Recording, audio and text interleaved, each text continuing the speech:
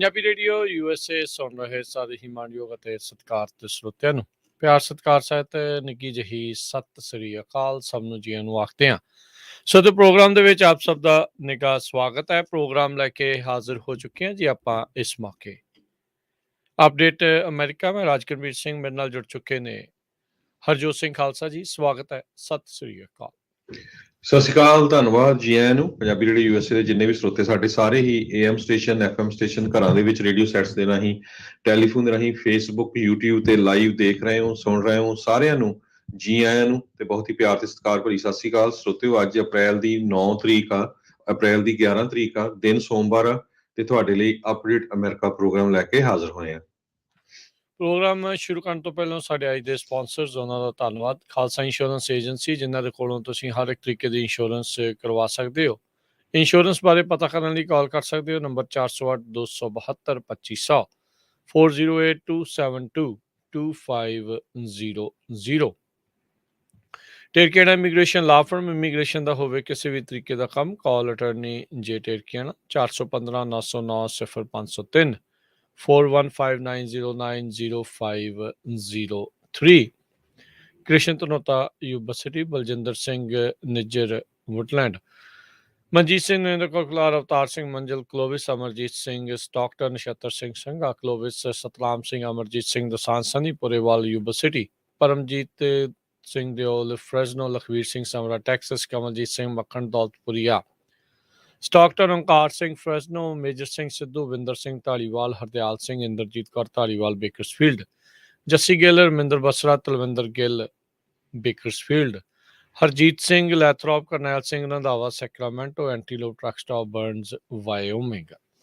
ਇਹਨਾਂ ਸਾਰਿਆਂ ਦਾ ਅਸੀਂ ਧੰਨਵਾਦ ਕਰਦੇ ਹਾਂ। ਜੇਕਰ ਤੁਸੀਂ ਜਾਂ ਕੋਈ ਹੋਰ ਕਾਰੋਬਾਰ ਇਸ ਪ੍ਰੋਗਰਾਮ ਨੂੰ ਸਪਾਂਸਰ ਕਰਨਾ ਚਾਹੁੰਦੇ ਹੋ, ਸੰਪਰਕ ਕਰ ਸਕਦੇ ਹੋ ਨੰਬਰ 408 722 7698 ਦੇ ਉੱਤੇ। ਜੀ, ਅੱਜ ਦੀਆਂ ਖਬਰਾਂ ਵੱਲ ਚਲੀਏ ਤੇ ਸਭ ਤੋਂ ਪਹਿਲੀ ਖਬਰ ਇਹ ਆ ਰਹੀ ਆ ਕਿ ਪ੍ਰੈਜ਼ੀਡੈਂਟ ਬਾਈਡਨ ਇੰਡੀਆ ਦੇ ਪ੍ਰਾਈਮ ਮਿਨਿਸਟਰ ਨਰਿੰਦਰ ਮੋਦੀ ਨੂੰ ਉਹਨਾਂ ਦੇ ਨਾਲ ਗੱਲਬਾਤ ਕਰਨਗੇ। ਪਿਛਲੇ ਦਿਨਾਂ ਦੇ ਵਿੱਚ national security adviser Dalip Singh ਨੇ ਕਾਫੀ ਝਟਕਾ ਦਿੱਤਾ ਸੀ ਇੰਡੀਆ ਨੂੰ ਕਿ ਭਾਈ ਜੇ ਤੁਸੀਂ ਰਸ਼ੀਆ ਵਾਲਾ ਦੇ ਸਾਥ ਦੇਣਾ, ਉਹਨਾਂ ਤੋਂ ਜਿਹੜੀ ਗੈਸ ਆ, ਆਇਲ ਆ, ਉਹ ਖਰੀਦੀ ਜਾਣਾ ਆ ਤੇ ਫਿਰ ਜਦੋਂ ਤੁਹਾਡੇ ਤੇ ਕੋਈ ਵਕਤ ਪਿਆ ਤੇ ਫਿਰ ਸਾਡੇ ਵੱਲ ਨਾ ਦੇਖਿਓ। ਇੰਡੀਆ 85% એનર્ਜੀ ਬਾਹਰੋਂ ਖਰੀਦਦਾ ਤੇ ਹਜੇ ਵੀ ਰਸ਼ੀਆ ਤੋਂ ਪੂਰਾ ਜਿਹੜਾ ਆਇਲ ਆ ਉਹ ਖਰੀਦ ਰਿਹਾ ਹੈਗਾ। ਸੋ ਪਿਛਲੇ ਦਿਨਾਂ ਦੇ ਵਿੱਚ ਸਿਕਿਉਰਿਟੀ ਐਡਵਾਈਜ਼ਰ ਇੰਡੀਆ ਵੀ ਗਏ ਹੋਏ ਸੀ, ਉੱਧਰ ਰਸ਼ੀਆ ਦਾ ਫੋਰਨ ਮਿਨਿਸਟਰ ਵੀ ਆਇਆ ਸੀ, ਉਹਨੂੰ ਵੀ ਪੰਪ ਦਿੱਤਾ ਉੱਧਰ ਵੀ ਨਹੀਂ ਤੁਸੀਂ ਤਾਂ ਇੰਡੀਪੈਂਡੈਂਟ ਕੰਟਰੀ ਆ, ਆਪਣੀ ਮਰਜ਼ੀ ਦੇ ਨਾਲ ਸੋਚੋ। ਪਰ ਇੰਡੀਆ ਨੂੰ ਲੈ ਕੇ USA ਦੇ ਵਿੱਚ ਜਿਹੜੀ ਬਾਈਡਨ ਐਡਮਿਨਿਸਟ੍ਰੇਸ਼ਨ ਆ ਉਹਨਾਂ ਨੂੰ ਕਾਫੀ ਰੋਸ ਹੈਗਾ ਆ। ਸੋ ਅੱਜ ਪ੍ਰੈਜ਼ੀਡੈਂਟ ਜੋ ਬਾਈਡਨ ਨਰਿੰਦਰ ਮੋਦੀ ਦੇ ਨਾਲ ਗੱਲਬਾਤ ਕਰਨਗੇ। ਜੀ ਬਿਲਕੁਲ, ਵਾਈਟ ਹਾਊਸ ਦੇ ਜਿਹੜੇ ਪ੍ਰੈਸ ਸਕੱਤਰ ਹੈਗੇ ਆ ਜੈਨ ਸਾਕੀ, ਉਹਨਾਂ ਨੇ ਕੱਲ ਇੱਕ ਸਟੇਟਮੈਂਟ ਦੇ ਵਿੱਚ ਉਹ ਦੱਸਿਆ ਸੀਗਾ ਵੀ ਬਾਈਡਨ ਹੁਣੀ ਲਗਾਤਾਰ ਰਸ਼ੀਆ ਦੇ ਜਿਹੜਾ ਅਟੈਕ ਕੀਤਾ ਆ ਯੂਕਰੇਨ ਦੇ ਉੱਤੇ, ਉਸ ਦੇ ਨਾਲ ਜੋ ਵੀ ਸਥਿਤੀ ਬਣੀ ਪਈ ਆ, ਖਾਸ ਕਰਕੇ ਗਲੋਬਲ ਫੂਡ ਸਪਲਾਈ ਤੇ ਕਮੋਡਿਟੀ ਮਾਰਕੀਟਸ ਆ, ਉਸ ਨੂੰ ਲੈ ਕੇ ਕੰਸਲਟੇਸ਼ਨਸ ਆ ਉਹ ਕਰਨ ਜਾ ਰਹੇ ਹੈਗੇ ਆ। ਸੋ ਜਿੱਦਾਂ ਤੁਸੀਂ ਜ਼ਿਕਰ ਕੀਤਾ, ਇੰਡੀਆ ਅਜੇ ਵੀ ਰਸ਼ੀਅਨ ਆਇਲ ਪ੍ਰੋਡਕਟਸ ਆ ਉਹ ਖਰੀਦ ਰਿਹਾ ਹੈਗਾ ਆ, ਜਦ ਕਿ US ਤੇ ਯੂਰਪ ਦੇ ਦੁਆਰਾ ਇਹਨਾਂ ਦੀ ਖਰੀਦੋ ਫਰੋਖਤ ਦੇ ਉੱਤੇ ਕਾਫੀ ਹੱਦ ਤੱਕ ਜਿਹੜੇ ਆ ਉਹਨਾਂ ਨੇ ਬੈਨ ਲਾਉਣ ਦੀਆਂ ਜਿਹੜੀਆਂ ਕੋਸ਼ਿਸ਼ਾਂ ਕੀਤੀਆਂ, ਸੈਂਕਸ਼ਨਸ ਜਿਹੜੀਆਂ ਉਹ ਲਾਈਆਂ ਆ। ਸਟੇਟ ਰਨ ਜਿਹੜੀ ਇੰਡੀਅਨ ਆਇਲ ਕਾਰਪੋਰੇਸ਼ਨ ਆ, ਉਹਨਾਂ ਨੇ 3 ਮਿਲੀਅਨ ਬੈਰਲ ਕੱਚਾ ਤੇਲ ਰੂਸ ਤੋਂ ਹੁਣ ਤੱਕ ਖਰੀਦ ਚੁੱਕੇ ਹੈਗੇ ਆ, ਜਦ ਕਿ ਦੂਜੇ ਪਾਸੇ ਸੈਂਕਸ਼ਨਸ ਜਿਹੜੀਆਂ ਆ ਉਹ ਲਾਈਆਂ ਗਈਆਂ। ਇੰਡੀਆ ਨੇ ਅਜੇ ਤੱਕ ਵੀ ਜਿਹੜੀ ਨਿਊਟਰੈਲਿਟੀ, ਯਾਨੀ ਕਿ ਕਿਸੇ ਦੇ ਵੀ ਪੱਖ ਦੇ ਵਿੱਚ ਨਾ ਜਾਣ ਵਾਲੀ ਹੀ ਜਿਹੜੀ ਸਥਿਤੀ ਆ ਉਹ ਬਣਾ ਕੇ ਰੱਖੀ ਹੈਗੀ ਆ। ਇੰਡੀਆ ਦੇ ਲਈ ਜੇ ਦੇਖਿਆ ਜਾਵੇ, ਇੰਡੀਆ ਤੇ ਰੂਸ ਦਾ ਲੰਮੇ ਸਮੇਂ ਤੋਂ ਪੁਰਾਣਾ ਜਿਹੜਾ ਇਤਿਹਾਸ ਰਿਹਾ ਆ, ਇੱਕ ਦੂਜੇ ਦੇ ਜਿਹੜੇ ਮਿੱਤਰ ਰਹੇ ਆ। ਰੂਸ ਹਥਿਆਰ ਤੋਂ ਲੈ ਕੇ ਤੇਲ ਤੱਕ ਹਰ ਇੱਕ ਚੀਜ਼ ਇੰਡੀਆ ਨੂੰ ਵੇਚਦਾ ਆ। ਇੱਥੋਂ ਤੱਕ ਕਿ ਜਿਹੜਾ ਫਰਟੀਲਾਈਜ਼ਰ ਇੰਡੀਆ ਦੇ ਵਿੱਚ ਯੂਜ਼ ਕੀਤਾ ਜਾਂਦਾ ਆ, ਉਹ ਵੀ ਰੂਸ ਤੋਂ ਕਾਫੀ ਵੱਡੇ ਪੈਮਾਨੇ ਦੇ ਉੱਤੇ ਖਰੀਦਿਆ ਜਾਂਦਾ ਹੈਗਾ ਆ। ਕੁਛ ਹਫ਼ਤੇ ਪਹਿਲਾਂ ਹੀ ਫੋਰਨ ਮਿਨਿਸਟਰ ਰੂਸ ਦੇ ਸਰਗੇਈ ਲੈਵਰੋਵ ਉਹ ਇੰਡੀਆ ਦੇ ਵਿੱਚ ਗਏ ਸੀ, ਜਿੱਥੇ ਜਾ ਕੇ ਉਹਨਾਂ ਨੇ ਮੋਦੀ ਸਰਕਾਰ ਦੀ ਸ਼ਲਾਘਾ ਕੀਤੀ ਵੀ ਉਹਨਾਂ ਨੇ ਯੂਕਰੇਨ ਦੇ ਉੱਤੇ ਇਸ ਹਮਲੇ ਨੂੰ, ਜਿਹੜੀ ਇਹ ਵਾਰ ਚੱਲ ਰਹੀ ਆ, ਉਸ ਦੇ ਵਿੱਚ ਸਾਰੇ ਫੈਕਟਸ ਨੂੰ ਦੇਖਦੇ ਹੋਏ ਹੀ ਜਿਹੜਾ ਉਹ ਆਪਣੇ ਬਿਆਨ ਦਿੱਤੇ ਆ। ਵਨ ਸਾਈਡਡ ਵਿਊ ਜਿਹੜਾ ਉਹ ਨਹੀਂ ਰਿਹਾ। ਇੰਡੀਆ ਦੇ ਜੇ ਕਹਿੰਦੇ ਮੀਡੀਆ ਦੀ ਗੱਲ ਕਰਦੇ ਜਾਈਏ ਤਾਂ ਉਹ ਅਮਰੀਕਾ ਦਾ ਜਾਂ ਵੈਸਟ ਦਾ ਇਸ ਟਾਈਮ ਕੋਈ ਬਹੁਤਾ ਹਮਾਇਤੀ ਨਹੀਂ ਹੈਗਾ।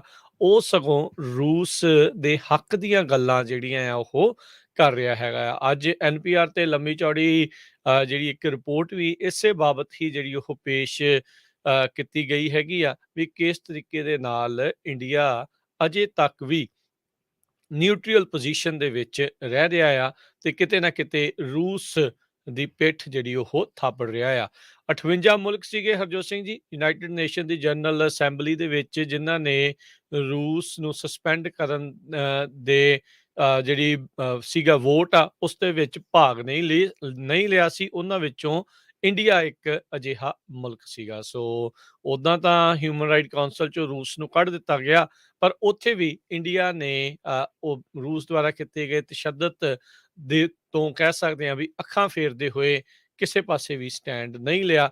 ਕਈ ਵਾਰੀ ਨਾ ਸਟੈਂਡ ਲੈਣਾ ਵੀ ਇੱਕ ਦੇ ਹੱਕ ਤੇ ਇੱਕ ਦੇ ਵਿਰੋਧ ਵਾਲੀ ਗੱਲ ਸਾਹਮਣੇ ਨਜ਼ਰ ਜੀ। ਆਉਂਦੀ ਆ। ਸੋ ਬਿਲਕੁਲ ਤੁਸੀਂ ਦੇਖੋ ਵੀ 3 ਮਿਲੀਅਨ ਬੈਰਲਸ ਪਿਛਲੇ ਮਹੀਨੇ ਰਸ਼ੀਆ ਤੋਂ ਇੰਡੀਅਨ ਆਇਲ ਕੰਪਨੀ ਨੇ ਖਰੀਦਿਆ ਹੈਗਾ। ਤੇ ਇੱਕ ਟਾਈਮ ਤੇ ਤਾਂ USA ਵਾਲੇ ਇਹ ਵੀ ਸੋਚ ਰਹੇ ਸੀ ਵੀ ਜੇ ਇੰਡੀਆ ਖਰੀਦੂਗਾ ਤੇ ਅਸੀਂ ਇੰਡੀਆ ਦੇ ਉੱਤੇ ਵੀ ਸੈਂਕਸ਼ਨਸ ਲਾਵਾਂਗੇ, ਬਲਕਿ ਇਹਨਾਂ ਨੇ ਕਿਹਾ ਹੋਇਆ ਸਾਰੇ ਮੁਲਕਾਂ ਨੂੰ। ਇਰਾਕ ਤੋਂ ਇੰਡੀਆ ਨੂੰ 27% ਜਿਹੜਾ ਆ ਬੈਰਲਸ ਆਇਲ ਆ ਉਹ ਜਾਂਦਾ ਹੈਗਾ। ਸਾਊਦੀ ਅਰੇਬੀਆ ਤੋਂ 17%, UAE ਤੋਂ 13%, ਤੇ ਹੁਣ ਜਿਹੜਾ ਇੰਡੀਆ ਨੂੰ ਆਇਲ ਮਿਲ ਰਿਹਾ, ਉਹ ਖਰੀਦ ਰਿਹਾ, ਪਰਚੇਜ਼ ਕਰ ਰਿਹਾ, 20% ਬਲੋ ਗਲੋਬਲ ਬੈਂਚਮਾਰਕ ਪ੍ਰਾਈਸ ਹੈਗਾ ਆ। ਸੋ ਇਹ ਵੀ ਇੱਕ ਇਸ਼ੂ ਹੈਗਾ। ਤੇ ਹੁਣ ਦੇਖਦੇ ਆ ਵੀ ਪ੍ਰੈਜ਼ੀਡੈਂਟ ਬਾਈਡਨ ਇਹਦੇ ਬਾਰੇ ਕੀ ਗੱਲਬਾਤ ਕਰਦੇ ਆ। ਪਰ ਕਈ ਕਾਮਰੇਡ ਅਮਰੀਕਾ 'ਚ ਰਹਿ ਕੇ ਵੀ ਜਿਹੜੇ ਅਮਰੀਕਾ ਦੇ ਉਲਟ ਬੋਲਦੇ ਰਹਿੰਦੇ ਆ। ਤੇ ਇੰਡੀਆ ਦਾ ਹੁਣ ਸਟੈਂਡ ਤਾਂ ਸਾਰਿਆਂ ਨੂੰ ਪਤਾ ਲੱਗਾ। ਈਵਨ ਹਿਊਮਨ ਰਾਈਟਸ ਕਾਉਂਸਲ ਦੇ ਵੇਲੇ ਵੀ ਜਦੋਂ VOTING ਹੋਈ ਆ ਤੇ ਉਹਨਾਂ ਨੇ ਕੋਈ ਉਹਦੇ ਵਿੱਚ ਪਾਰਟਿਸਿਪੇਟ ਨਹੀਂ ਕੀਤਾ। ਜਿਸ ਤਰ੍ਹਾਂ ਤੁਸੀਂ ਦੱਸਿਆ ਹੀ ਆ ਵੀ 58 ਜਾਣੇ ਐਬਸੈਂਟ ਰਹੇ ਮੁਲਕ, 93 ਦੇ ਮੁਕਾਬਲੇ 24 ਜਿਹੜੀਆਂ ਵੋਟਾਂ ਪਈਆਂ ਸੀ। ਜੀ ਕਹਿੰਦੇ ਵੀ ਵਰਚੁਅਲ ਮੀਟਿੰਗ ਦੇ ਵਿੱਚ ਮੋਦੀ ਹੁਣਾਂ ਨੇ ਅੱਜ ਗੱਲ ਜਿਹੜੀ ਕੀਤੀ ਹੈ, ਕੁਛ ਮਿੰਟ ਪਹਿਲਾਂ ਦੀਆਂ ਹੀ ਜਿਹੜੀਆਂ ਉੱਥੋਂ ਰਿਪੋਰਟਸ ਖਬਰਾਂ ਜਿਹੜੀਆਂ ਆ ਰਹੀਆਂ ਨੇ ਵੀ ਕਹਿੰਦੇ ਵੀ ਆਲਰੇਡੀ ਸ਼ਾਇਦ ਗੱਲਬਾਤ ਇਹਨਾਂ ਦੀ ਹੋ ਚੁੱਕੀ ਹੈਗੀ ਆ। ਤੇ ਕਹਿੰਦੇ ਵੀ ਯੂਕਰੇਨ ਦੀ ਸਥਿਤੀ ਨੂੰ ਉਹਨਾਂ ਨੇ ਗੰਭੀਰ ਜਿਹੜਾ ਉਹ ਜ਼ਰੂਰ ਆਖਿਆ ਬਾਈਡਨ ਹੁਣਾਂ ਦੇ ਨਾਲ ਇਸ ਵਰਚੁਅਲ ਮੀਟਿੰਗ ਦੇ ਵਿੱਚ, ਪਰ ਕਿਸੇ ਦਾ ਵੀ ਪੱਖ ਨਾ ਪੂਰਨ ਵਾਲੀ ਗੱਲ ਹੀ ਜਿਹੜੀ ਉਹਨਾਂ ਨੇ ਕੀਤੀ ਹੈਗੀ ਆ। ਬਾਈਡਨ ਹੁਣੀ ਅਮਰੀਕਾ ਤੋਂ ਇੰਡੀਆ ਦਾ ਜਿਹੜਾ ਸਾਥ ਕਿਤੇ ਨਾ ਕਿਤੇ ਭਾਲ ਰਿਹਾ ਵੀ ਦੁਨੀਆ ਦੀ ਸਭ ਤੋਂ ਵੱਡੀ ਡੈਮੋਕ੍ਰੇਸੀ ਹੈਗੀ ਆ ਵੀ ਉਹ ਪਤਾ ਨਹੀਂ ਕਿਉਂ ਯੂਕਰੇਨ ਦਾ ਸਾਥ ਨਹੀਂ ਦੇ ਰਹੇ ਤੇ ਰੂਸ ਦੇ ਹਾਮੀ ਜਿਹੜੀ ਉਹ ਭਰ ਰਹੇ ਆ। ਜਦੋਂ ਹਰਜੋਤ ਸਿੰਘ ਜੀ 71 ਦੀ ਲੜਾਈ ਹੋਈ ਸੀ, ਇੱਕ ਪਾਸੇ ਪਾਕਿਸਤਾਨ ਇੱਕ ਪਾਸੇ ਇੰਡੀਆ ਸੀਗਾ, ਉਸ ਟਾਈਮ ਦੇ ਉੱਤੇ ਜਿਹੜਾ ਆ ਪਾਕਿਸਤਾਨ ਨੂੰ ਸਪੋਰਟ ਅਮਰੀਕਾ ਦੀ ਚੱਲ ਰਹੀ ਸੀ ਤੇ ਰੂਸ ਜਿਹੜਾ ਆ ਉਹ ਇੰਡੀਆ ਦੀ ਸਪੋਰਟ ਕਰ ਰਿਹਾ ਸੀ। ਪਰ ਹੁਣ ਪਾਕਿਸਤਾਨ ਦੇ ਨਾਲੋਂ ਵਧੇਰੇ ਖਤਰਾ ਇੰਡੀਆ ਨੂੰ ਚੀਨ ਦੇ ਨਾਲ ਜਿਹੜਾ ਉਹ ਹੈਗਾ ਆ। ਤੇ ਚੀਨ ਦਾ ਇਸ ਟਾਈਮ ਜੇ ਸਭ ਤੋਂ ਵੱਡਾ ਕੱਟੜ ਦੁਸ਼ਮਣ ਆ ਤੇ ਉਹ ਅਮਰੀਕਾ ਨੂੰ ਹੀ ਜਿਹੜਾ ਉਹ ਦੇਖਿਆ ਜਾਂਦਾ ਹੈਗਾ ਆ। ਸੋ ਭਾਰਤ ਜਿਹੜਾ ਆ ਉਹ ਕਿਤੇ ਨਾ ਕਿਤੇ ਇੱਕ ਪਾਸੇ ਨਾ ਸਟੈਂਡ ਲੈ ਕੇ ਦੋਨਾਂ ਹੀ ਬੇੜੀਆਂ ਦੇ ਵਿੱਚ ਸਵਾਰ ਹੋ ਕੇ ਜਾਣਾ ਚਾਹੁੰਦਾ ਆ ਵੀ ਚੀਨ ਦੇ ਖਿਲਾਫ ਅਮਰੀਕਾ ਦੀ ਸਪੋਰਟ ਵੀ ਮਿਲੀ ਜਾਵੇ, ਉਹ ਲਈ ਜਾਣ, ਤੇ ਨਾਲ ਦੇ ਨਾਲ ਰੂਸ ਜਿਹੜਾ ਉਹਨਾਂ ਦਾ ਪੁਰਾਣਾ ਸਾਥੀ ਆ ਵੀ ਉਹਨਾਂ ਦੀ ਸਪੋਰਟ ਵੀ ਲਈ ਜਾਵੇ। ਤੇ ਕਿਉਂਕਿ ਜੇ ਵਿਚਾਰਕ ਤੌਰ ਦੇ ਉੱਤੇ ਦੇਖਿਆ ਜਾਵੇ, ਰੂਸ ਤੇ ਚੀਨ ਦੀ ਵਿਚਾਰਧਾਰਾ ਕਿਤੇ ਨਾ ਕਿਤੇ ਕਿਉਂਕਿ ਕਮਿਊਨਿਸਟ ਹੋਣ ਕਰਕੇ ਉਹਨਾਂ ਦੀ ਆਪਸ ਦੇ ਵਿੱਚ ਮੇਲ ਵੀ ਜਿਹੜੀ ਉਹ ਖਾਂਦੀ ਹੈਗੀ ਆ। ਤੇ ਹੁਣ ਜੇ ਦੇਖਿਆ ਜਾਵੇ ਤੇ ਸਭ ਤੋਂ ਵੱਡੇ ਸੁਪਰ ਪਾਵਰਸ ਕਹਿ ਲਓ ਜਾਂ ਵੱਡੇ ਮੁਲਕਾਂ ਦੀਆਂ ਪਾਵਰਸ ਦੇ ਵਿੱਚੋਂ ਇੱਕ ਚੀਨ ਹੀ ਆ ਜਿਨ੍ਹਾਂ ਨੇ ਜਿਹੜਾ ਆ ਰੂਸ ਦਾ ਇੱਕ ਹਿਸਾਬ ਦੇ ਨਾਲ ਸਾਥ ਦਿੱਤਾ, ਇੱਥੋਂ ਤੱਕ ਕਿ ਮਿਲਟਰੀ ਦੀ ਵੀ ਸਪੋਰਟ ਰੂਸ ਨੇ ਕਰੀ ਚੀਨ ਤੋਂ ਮੰਗ ਲਈ ਸੀਗੀ। ਸੋ ਇਸ ਟਾਈਮ ਇਹ ਮਝਧਾਰ ਦੇ ਵਿੱਚ ਕੀ ਬਣੂਗਾ ਇਹ ਦੇਖਣ ਵਾਲੀ ਗੱਲ ਆ। ਅਮਰੀਕਾ ਬਾਰ-ਬਾਰ ਜੇ ਆਪਾਂ ਇਸ ਦੀ ਹਰਜੋਤ ਸਿੰਘ ਜੀ ਹੋਰ ਘੋਖ ਦੇ ਵਿੱਚ ਜਾਣ ਦੀ ਕੋਸ਼ਿਸ਼ ਕਰੀਏ, ਅਮਰੀਕਾ ਬਾਰ-ਬਾਰ ਇੰਡੀਆ ਨੂੰ ਆਪਣੇ ਵੱਲ ਵੀ ਇਸ ਲਈ ਕਰਨਾ ਚਾਹੁੰਦਾ ਆ ਕਿਉਂਕਿ ਉਹ ਚੀਨ ਦੇ ਨਜ਼ਦੀਕ ਕਿਸੇ ਨਾ ਕਿਸੇ ਤਰੀਕੇ ਦਾ ਮਿਲਟਰੀ ਬੇਸ ਹੋਰ ਇੱਕ ਸਥਾਪਿਤ ਕਰਨ ਦੀ ਕੋਸ਼ਿਸ਼ ਦੇ ਵਿੱਚ ਹੈਗਾ ਆ। ਹੁਣ ਇਮਰਾਨ ਖਾਨ ਦੀ ਸਰਕਾਰ ਤਾਂ ਉਹਨਾਂ ਦੇ ਗੁਆਂਢੀ ਮੁਲਕ ਪਾਕਿਸਤਾਨ ਦੇ ਵਿੱਚ ਉਹ ਤਾਂ ਝੜ ਗਈ ਆ। ਇਮਰਾਨ ਖਾਨ ਤਾਂ ਕਹਿੰਦਾ ਵੀ ਯੂਐਸ ਦੇ ਦੁਆਰਾ ਹੀ ਇਹ ਜਿਹੜਾ ਰਜੀਮ ਚੇਂਜ ਆ ਉਸ ਨੂੰ ਹਮਾਇਤ ਜਿਹੜੀ ਉਹ ਮਿਲੀ ਸੀਗੀ। ਸੋ ਪਰ ਭਾਰਤ ਨੂੰ ਆਪਣੇ ਪੱਖ ਦੇ ਵਿੱਚ ਚੀਨ ਦੇ ਖਿਲਾਫ ਲੜਨ ਦੇ ਲਈ ਅਮਰੀਕਾ ਜਿਹੜਾ ਉਹ ਰੱਖਣਾ ਚਾਹੁੰਦਾ ਆ। ਅੱਖਾਂ ਉੱਤੋਂ ਦਿਖਾਈ ਜਾਂਦੇ ਆ, ਪਰ ਅਮਰੀਕਾ ਵਾਲੇ ਵੀ ਬੜੇ ਕੱਬੇ ਆ। ਇਹ ਵੀ ਨਾਲ-ਨਾਲ ਉਹਨਾਂ ਦੇ ਇੰਟਰਨਲੀ ਚੀਨ ਦੇ ਖਿਲਾਫ ਆਪਣਾ ਮੋਰਚਾ ਸਟਰੋਂਗ ਕਰਨ ਦੇ ਲਈ ਏਸ਼ੀਆ 'ਚ ਇੰਡੀਆ ਦਾ ਸਾਥ ਜਿਹੜਾ ਉਹ ਲਈ ਜਾ ਰਹੇ ਹੈਗੇ ਆ। ਸੋ ਹੁਣ ਵੀ ਦੇਖੋ ਬਾਈਡਨ ਹੁਣਾਂ ਦੀ ਸਿੱਧੀ ਜਿਹੜੀ ਗੱਲਬਾਤ ਹੋਣੀ ਆ, ਉਹ ਇਸੇ ਚੀਜ਼ ਦੀ ਸ਼ਾਦੀ ਜਿਹੜੀ ਉਹ ਭਰਦੀ ਆ ਵੀ ਲੌਂਗ ਟਰਮ ਪਲੈਨਿੰਗ ਅਮਰੀਕਾ ਜਿਹੜਾ ਆ ਇੰਡੀਆ ਦੇ ਪ੍ਰਤੀ ਹੋਰ ਚੀਜ਼ ਦੇ ਹਿਸਾਬ ਦੇ ਨਾਲ ਲੈ ਕੇ ਚੱਲ ਰਿਹਾ ਹੈਗਾ ਆ। ਜੀ, ਸੋ ਇਸ ਟਾਈਮ ਚੱਲ ਰਹੀ ਸੀ ਮੀਟਿੰਗ, ਡਿਟੇਲ ਨਹੀਂ ਆਈ ਕਿਉਂਕਿ ਜਦੋਂ ਰਿਪੋਰਟਰਸ ਨੇ ਕੁਐਸਚਨ ਪੁੱਛਣ ਦੀ ਗੱਲਬਾਤ ਕੀਤੀ ਤਾਂ ਉਹ ਜਿਹੜੀ ਫੀਡ ਸੀ ਉਹ ਡਾਰਕ ਚਲੇ ਗਈ। ਸੋ ਪ੍ਰੈਜ਼ੀਡੈਂਟ ਬਾਈਡਨ ਹੁਣੀ ਔਖੇ ਜ਼ਰੂਰ ਆ। ਦੂਸਰੇ ਪਾਸੇ ਪ੍ਰਾਈਮ ਮਿਨਿਸਟਰ ਮੋਦੀ ਕਹਿੰਦੇ ਆ ਵੀ ਮੈਂ ਯੂਕਰੇਨ ਵਾਲਿਆਂ ਨਾਲ ਵੀ ਸਿੰਪਥੀ ਫੀਲ ਕਰਦਾ ਆ ਵੀ ਉੱਥੇ ਜਿਹੜੀ ਇੰਨੇ ਲੋਕਾਂ ਦੀ ਸਿਵਲੀਅਨ ਦੀਆਂ ਮੌਤਾਂ ਹੋਈਆਂ ਆ ਉਹਦੀ ਇਨਕੁਆਇਰੀ ਹੋਣੀ ਚਾਹੀਦੀ ਆ। ਪਰ ਦੂਸਰੇ ਪਾਸੇ ਰਸ਼ੀਆ ਤੋਂ ਉਹ ਗੈਸ ਵੀ ਖਰੀਦ ਰਹੇ ਹੈਗੇ ਆ। ਜੀ ਅਗਲੀ ਜਿਹੜੀ ਹਰਜੋਤ ਸਿੰਘ ਜੀ ਗੱਲ ਕਰਦੇ ਜਾਈਏ, ਪੰਜਾਬੀ ਰੇਡੀਓ USA ਦਾ ਜਿੱਥੇ ਹੈੱਡਕੁਆਰਟਰਸ ਆ ਸੈਨ ਹੋਜ਼ੇ, ਉੱਥੇ ਕੱਲ ਇੱਕ ਜਿਹੜੇ ਸੈਨ ਹੋਜ਼ੇ ਦੇ ਵਿੱਚ ਹੋਮ ਡਿਪੂ ਦੇ ਵਿੱਚ ਬਹੁਤ ਭਿਆਨਕ ਅੱਗ ਜਿਹੜੀ ਉਹ ਲੱਗੀ। 5 ਅਲਾਰਮ ਫਾਇਰ ਜਿਹੜੀ ਆ ਹੋਮ ਡਿਪੂ ਦੇ ਵਿੱਚ ਲੱਗੀ ਸੈਨ ਹੋਜ਼ੇ ਦੇ ਵਿੱਚ। ਕਹਿੰਦੇ ਵੀ ਅੱਗ ਇੰਨੀ ਭਿਆਨਕ ਸੀ, ਇਸ ਦਾ ਧੂੰਆਂ ਅੰਤਰਿਕਸ਼ ਤੋਂ ਸਪੇਸ ਤੋਂ ਵੀ ਜਿਹੜਾ ਉਹ ਦੇਖਿਆ ਜਾ ਰਿਹਾ ਸੀ। ਕੁਝ ਤਸਵੀਰਾਂ ਜਿਹੜੀਆਂ ਆ ਉਹ ਵੀ ਹੁਣ ਸਾਹਮਣੇ ਆਈਆਂ ਆ। ਸਭ ਨੂੰ ਪਤਾ ਵੀ ਰਾ ਮਟੀਰੀਅਲ ਦਾ ਭੰਡਾਰ ਹੁੰਦਾ ਹੈ ਹੋਮ ਡਿਪੋ 'ਚ, ਲੰਬਰ ਦੇ ਨਾਲ-ਨਾਲ ਹੋਰ ਕਈ ਤਰੀਕੇ ਦਾ ਮਟੀਰੀਅਲ ਆ ਉੱਥੇ ਆਪਾਂ ਨੂੰ ਦੇਖਣ ਨੂੰ ਮਿਲਦਾ ਹੈ। ਆਪਾਂ ਖਰੀਦੋ ਫਰੋਖਤ ਵੀ ਜਿਹੜੇ ਲੋਕ ਉੱਥੇ ਜਾ ਕੇ ਕਰਦੇ ਨੇ। ਇੱਕ ਵਾਰੀ ਅਜਿਹੀ ਥਾਂ ਦੇ ਉੱਤੇ ਅੱਗ ਲੱਗ ਜੇ ਤਾਂ ਫਿਰ ਉਹ ਭਾਂਬੜ ਬਣ ਕੇ ਜਿਹੜੀ ਉਹ ਮੱਚਦੀ ਆ। ਸੋ ਇਹ 5 ਅਲਾਰਮ ਫਾਇਰ ਆ ਉਹ ਆਖੀ ਜਾਂਦੀ ਆ। ਫਾਇਰਸ ਦੇ ਵਿੱਚ 5 ਅਲਾਰਮ ਸਭ ਤੋਂ ਭਿਆਨਕ ਅੱਗ ਜਿਹੜੀ ਉਹ ਗਿਣੀ ਜਾਂਦੀ ਆ। ਸੋ ਕਹਿੰਦੇ ਵੀ ਹੁਣ ਫਾਇਰ ਸੇਫਟੀ ਕੁਐਸਚਨਸ ਵੀ ਬਹੁਤ ਸਾਰੇ ਜਿਹੜੇ ਉਹ ਉੱਠ ਰਹੇ ਆ।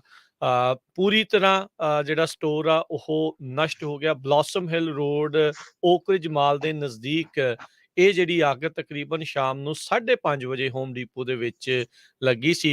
6 ਘੰਟੇ ਤੋਂ ਵੱਧ ਦਾ ਸਮਾਂ 110 ਜਿਹੜੇ ਫਾਇਰ ਫਾਈਟਰਸ ਆ ਉਹਨਾਂ ਨੂੰ ਲੱਗਾ ਇਸ ਅੱਗ ਦੇ ਉੱਤੇ ਕਾਬੂ ਪਾਉਣ ਦੇ ਲਈ। ਹੋਰ ਕਈ ਕੁਛ ਅਜਿਹੇ ਵਿੱਚ ਹਰਜੋਤ ਸਿੰਘ ਜੀ ਰਸਾਇਣਿਕ ਪਦਾਰਥ, ਫਲੇਮਸ ਇੱਦਾਂ ਦੀਆਂ ਜਿਹੜੀਆਂ ਆ ਉਹ ਹੁੰਦੀਆਂ ਆ ਜੋ ਕਿ ਉਸ ਦੇ ਇਰਦ ਗਿਰਦ ਜਾਣਾ ਵੀ ਖਤਰਾ ਜਿਹੜਾ ਉਹ ਪੈਦਾ ਕਰ ਦਿੰਦੀਆਂ ਹੈ। ਆਲੇ ਦੁਆਲੇ ਜਿਹੜੇ ਲੋਕ ਆ ਉਹਨਾਂ ਦੇ ਘਰਾਂ ਦੇ ਉੱਤੇ ਸਵਾਹ ਵੀ ਡਿੱਗ ਸਕਦੀ ਹੈ ਤੇ ਹੋਰ ਟੌਕਸਿਕ ਜਿਹੜੀ ਸਮੋਕ ਆ ਉਹ ਵੀ ਉੱਥੇ ਜਿਹੜੀ ਹੋਵੇਗੀ। ਪੈਸਟੀਸਾਈਡ, ਪੇਂਟ, ਸੋਲਵੈਂਟ, ਗਲੂ, ਹੋਰ ਤਰ੍ਹਾਂ ਦੇ ਜਿਹੜੇ ਕੈਮੀਕਲਸ ਆ ਇਸ ਪੂਰੀ ਅੱਗ ਦੇ ਵਿੱਚ ਕਹਿ ਲਓ ਵੀ ਉਹ ਝੁਲਸੇ ਨੇ ਤੇ ਉਹਨਾਂ ਦੇ ਫਿਊਮਸ ਆ ਆਲੇ ਦੁਆਲੇ ਫੈਲੇ ਆ। ਸੋ ਹੁਣ ਇੱਕ ਜਿਹੜਾ ਸਭ ਤੋਂ ਵੱਡਾ ਸਵਾਲ ਜਾਂਚਕਰਤਾਵਾਂ ਦੇ ਲਈ ਇਹ ਹੈਗਾ ਜਿਹੜੇ ਮੌਕੇ ਦੇ ਉੱਤੇ ਜਾਂਚ ਕਰਨ ਦੇ ਲਈ ਪਹੁੰਚੇ ਆ ਵੀ ਇਸ ਨੂੰ ਜਾਣਬੁੱਝ ਕੇ ਅੱਗ ਲੱਗੀ ਆ ਜਾਂ ਵਾਕਿਆ ਹੀ ਕੋਈ ਐਕਸੀਡੈਂਟ ਹੋਇਆ ਹੈ ਜਿਸ ਕਰਕੇ ਇਹ ਅੱਗ ਲੱਗੀ ਹੈਗੀ ਆ। ਸੋ ਹਜ਼ਾਰਾਂ ਹੀ ਸਕੁਅਰ ਫੁੱਟ ਦੇ ਵਿੱਚ ਫੈਲਿਆ ਹੋਇਆ ਇਹ ਹੋਮ ਡਿਪੂ ਦਾ ਸਟੋਰ ਆ ਉਹ ਪੂਰੀ ਤਰ੍ਹਾਂ ਰਾਖ ਹੋ ਗਿਆ। ਜੀ, ਉਹਦੇ ਲਾਗੇ ਇੱਕ ਪੈਟ ਹਸਪੀਟਲ ਵੀ ਸੀ ਜਾਨਵਰਾਂ ਦਾ।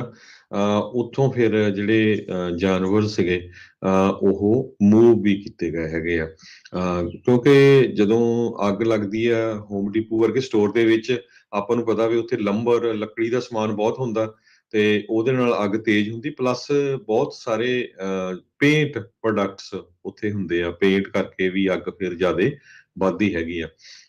ਸੋ ਇਹ ਕਹਿੰਦੇ ਵੀ ਜਿਸ ਤਰ੍ਹਾਂ ਤੁਸੀਂ ਦੱਸਿਆ ਹੀ ਆ ਵੀ ਸਪੇਸ ਦੇ ਵਿੱਚੋਂ ਵੀ ਦੇਖ ਸਕਦੇ ਸੀ ਇੰਨੀ ਜ਼ਿਆਦਾ ਜਿਹੜਾ ਸਮੋਕ ਆ ਉੱਥੇ ਫੈਲਿਆ ਇਸ ਅੱਗ ਤੋਂ ਬਾਅਦ। ਸੋ ਪੂਰੀ ਦੀ ਪੂਰੀ ਬਿਲਡਿੰਗ ਜਿਹੜੀ ਬਲੌਸਮ ਹਿੱਲ ਰੋਡ ਦੇ ਉੱਤੇ ਹੈਗੀ ਹੋਮ ਡਿਪੂ ਦੀ ਉਹ ਡਿੱਗ ਪਈ ਸਣੇ ਰੂਪ।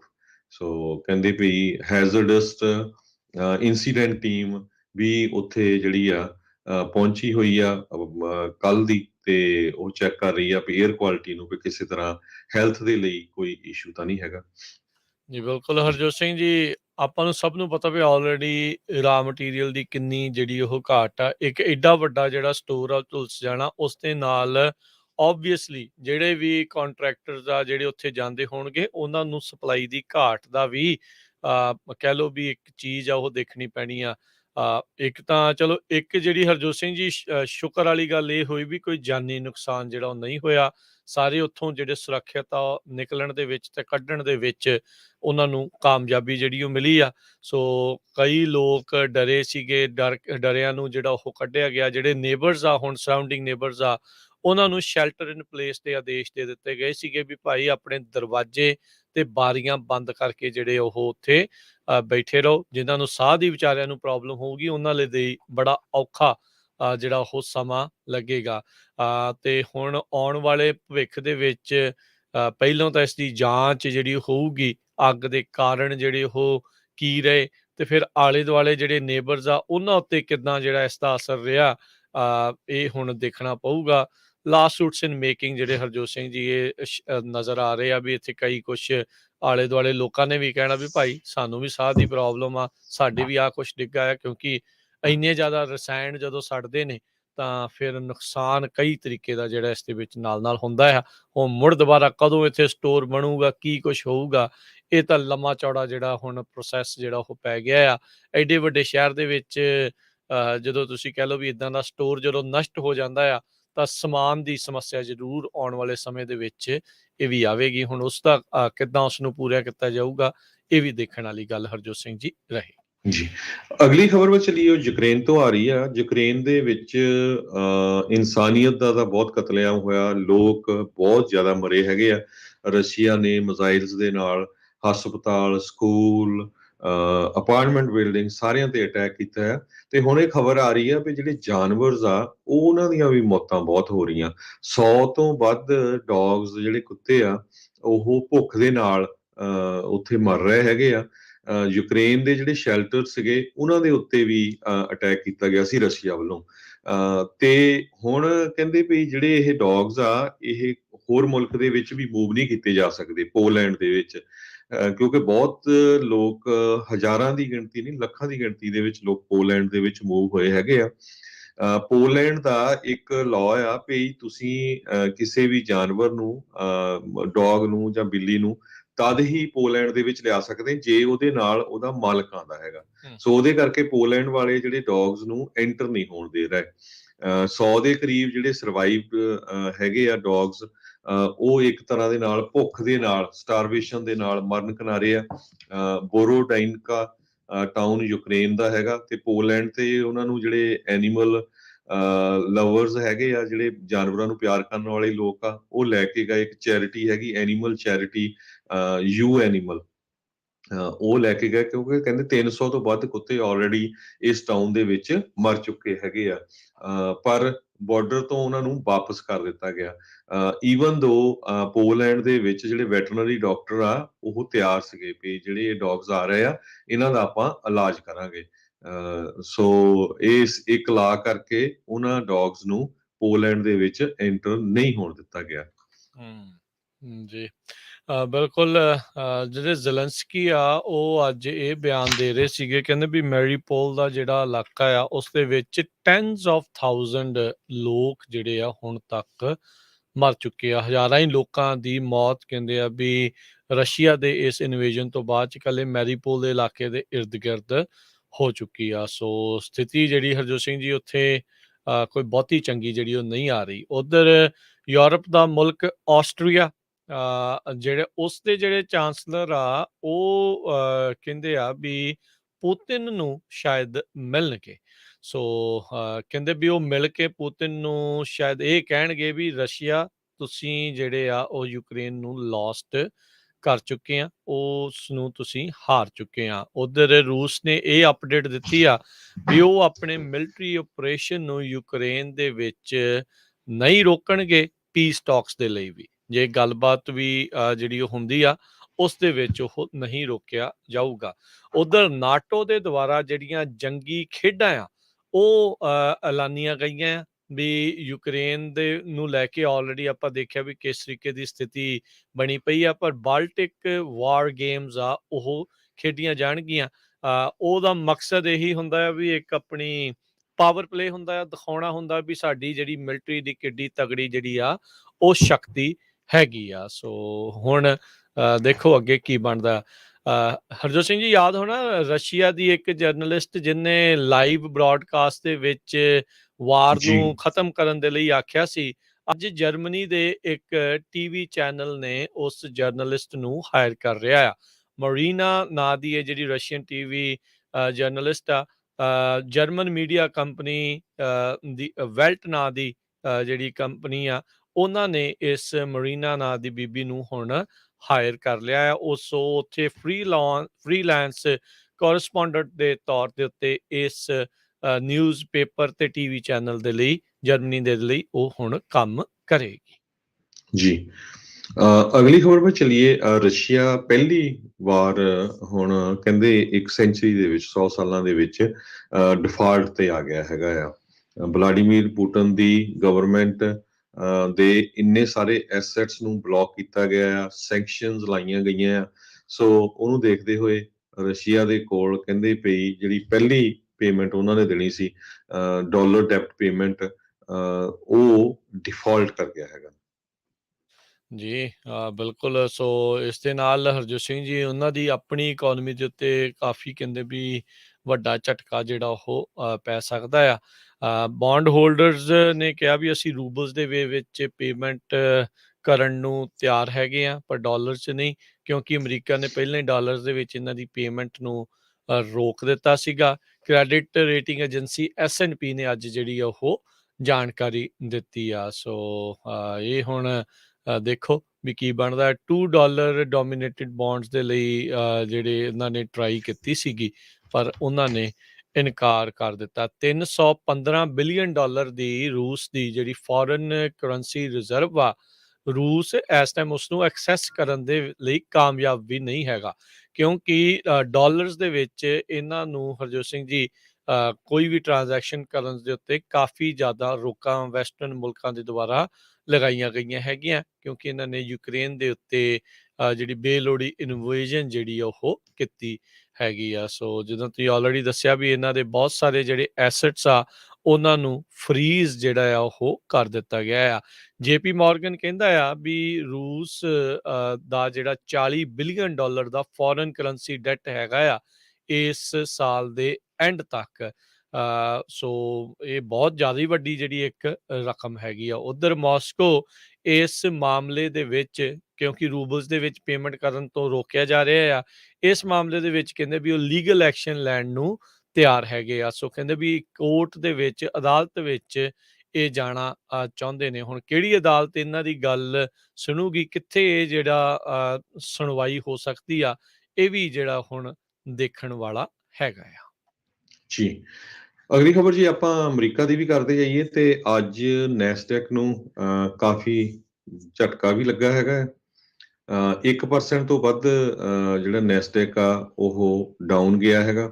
ਮਾਈਕਰੋਸਾਫਟ, ਐਪਲ, ਇਨਵੀਡੀਆ ਦੇ ਸਾਰੇ ਸਟਾਕ ਡਾਊਨ ਗਏ ਆ 1.9% ਤੋਂ ਲੈ ਕੇ 4.1% ਤੱਕ।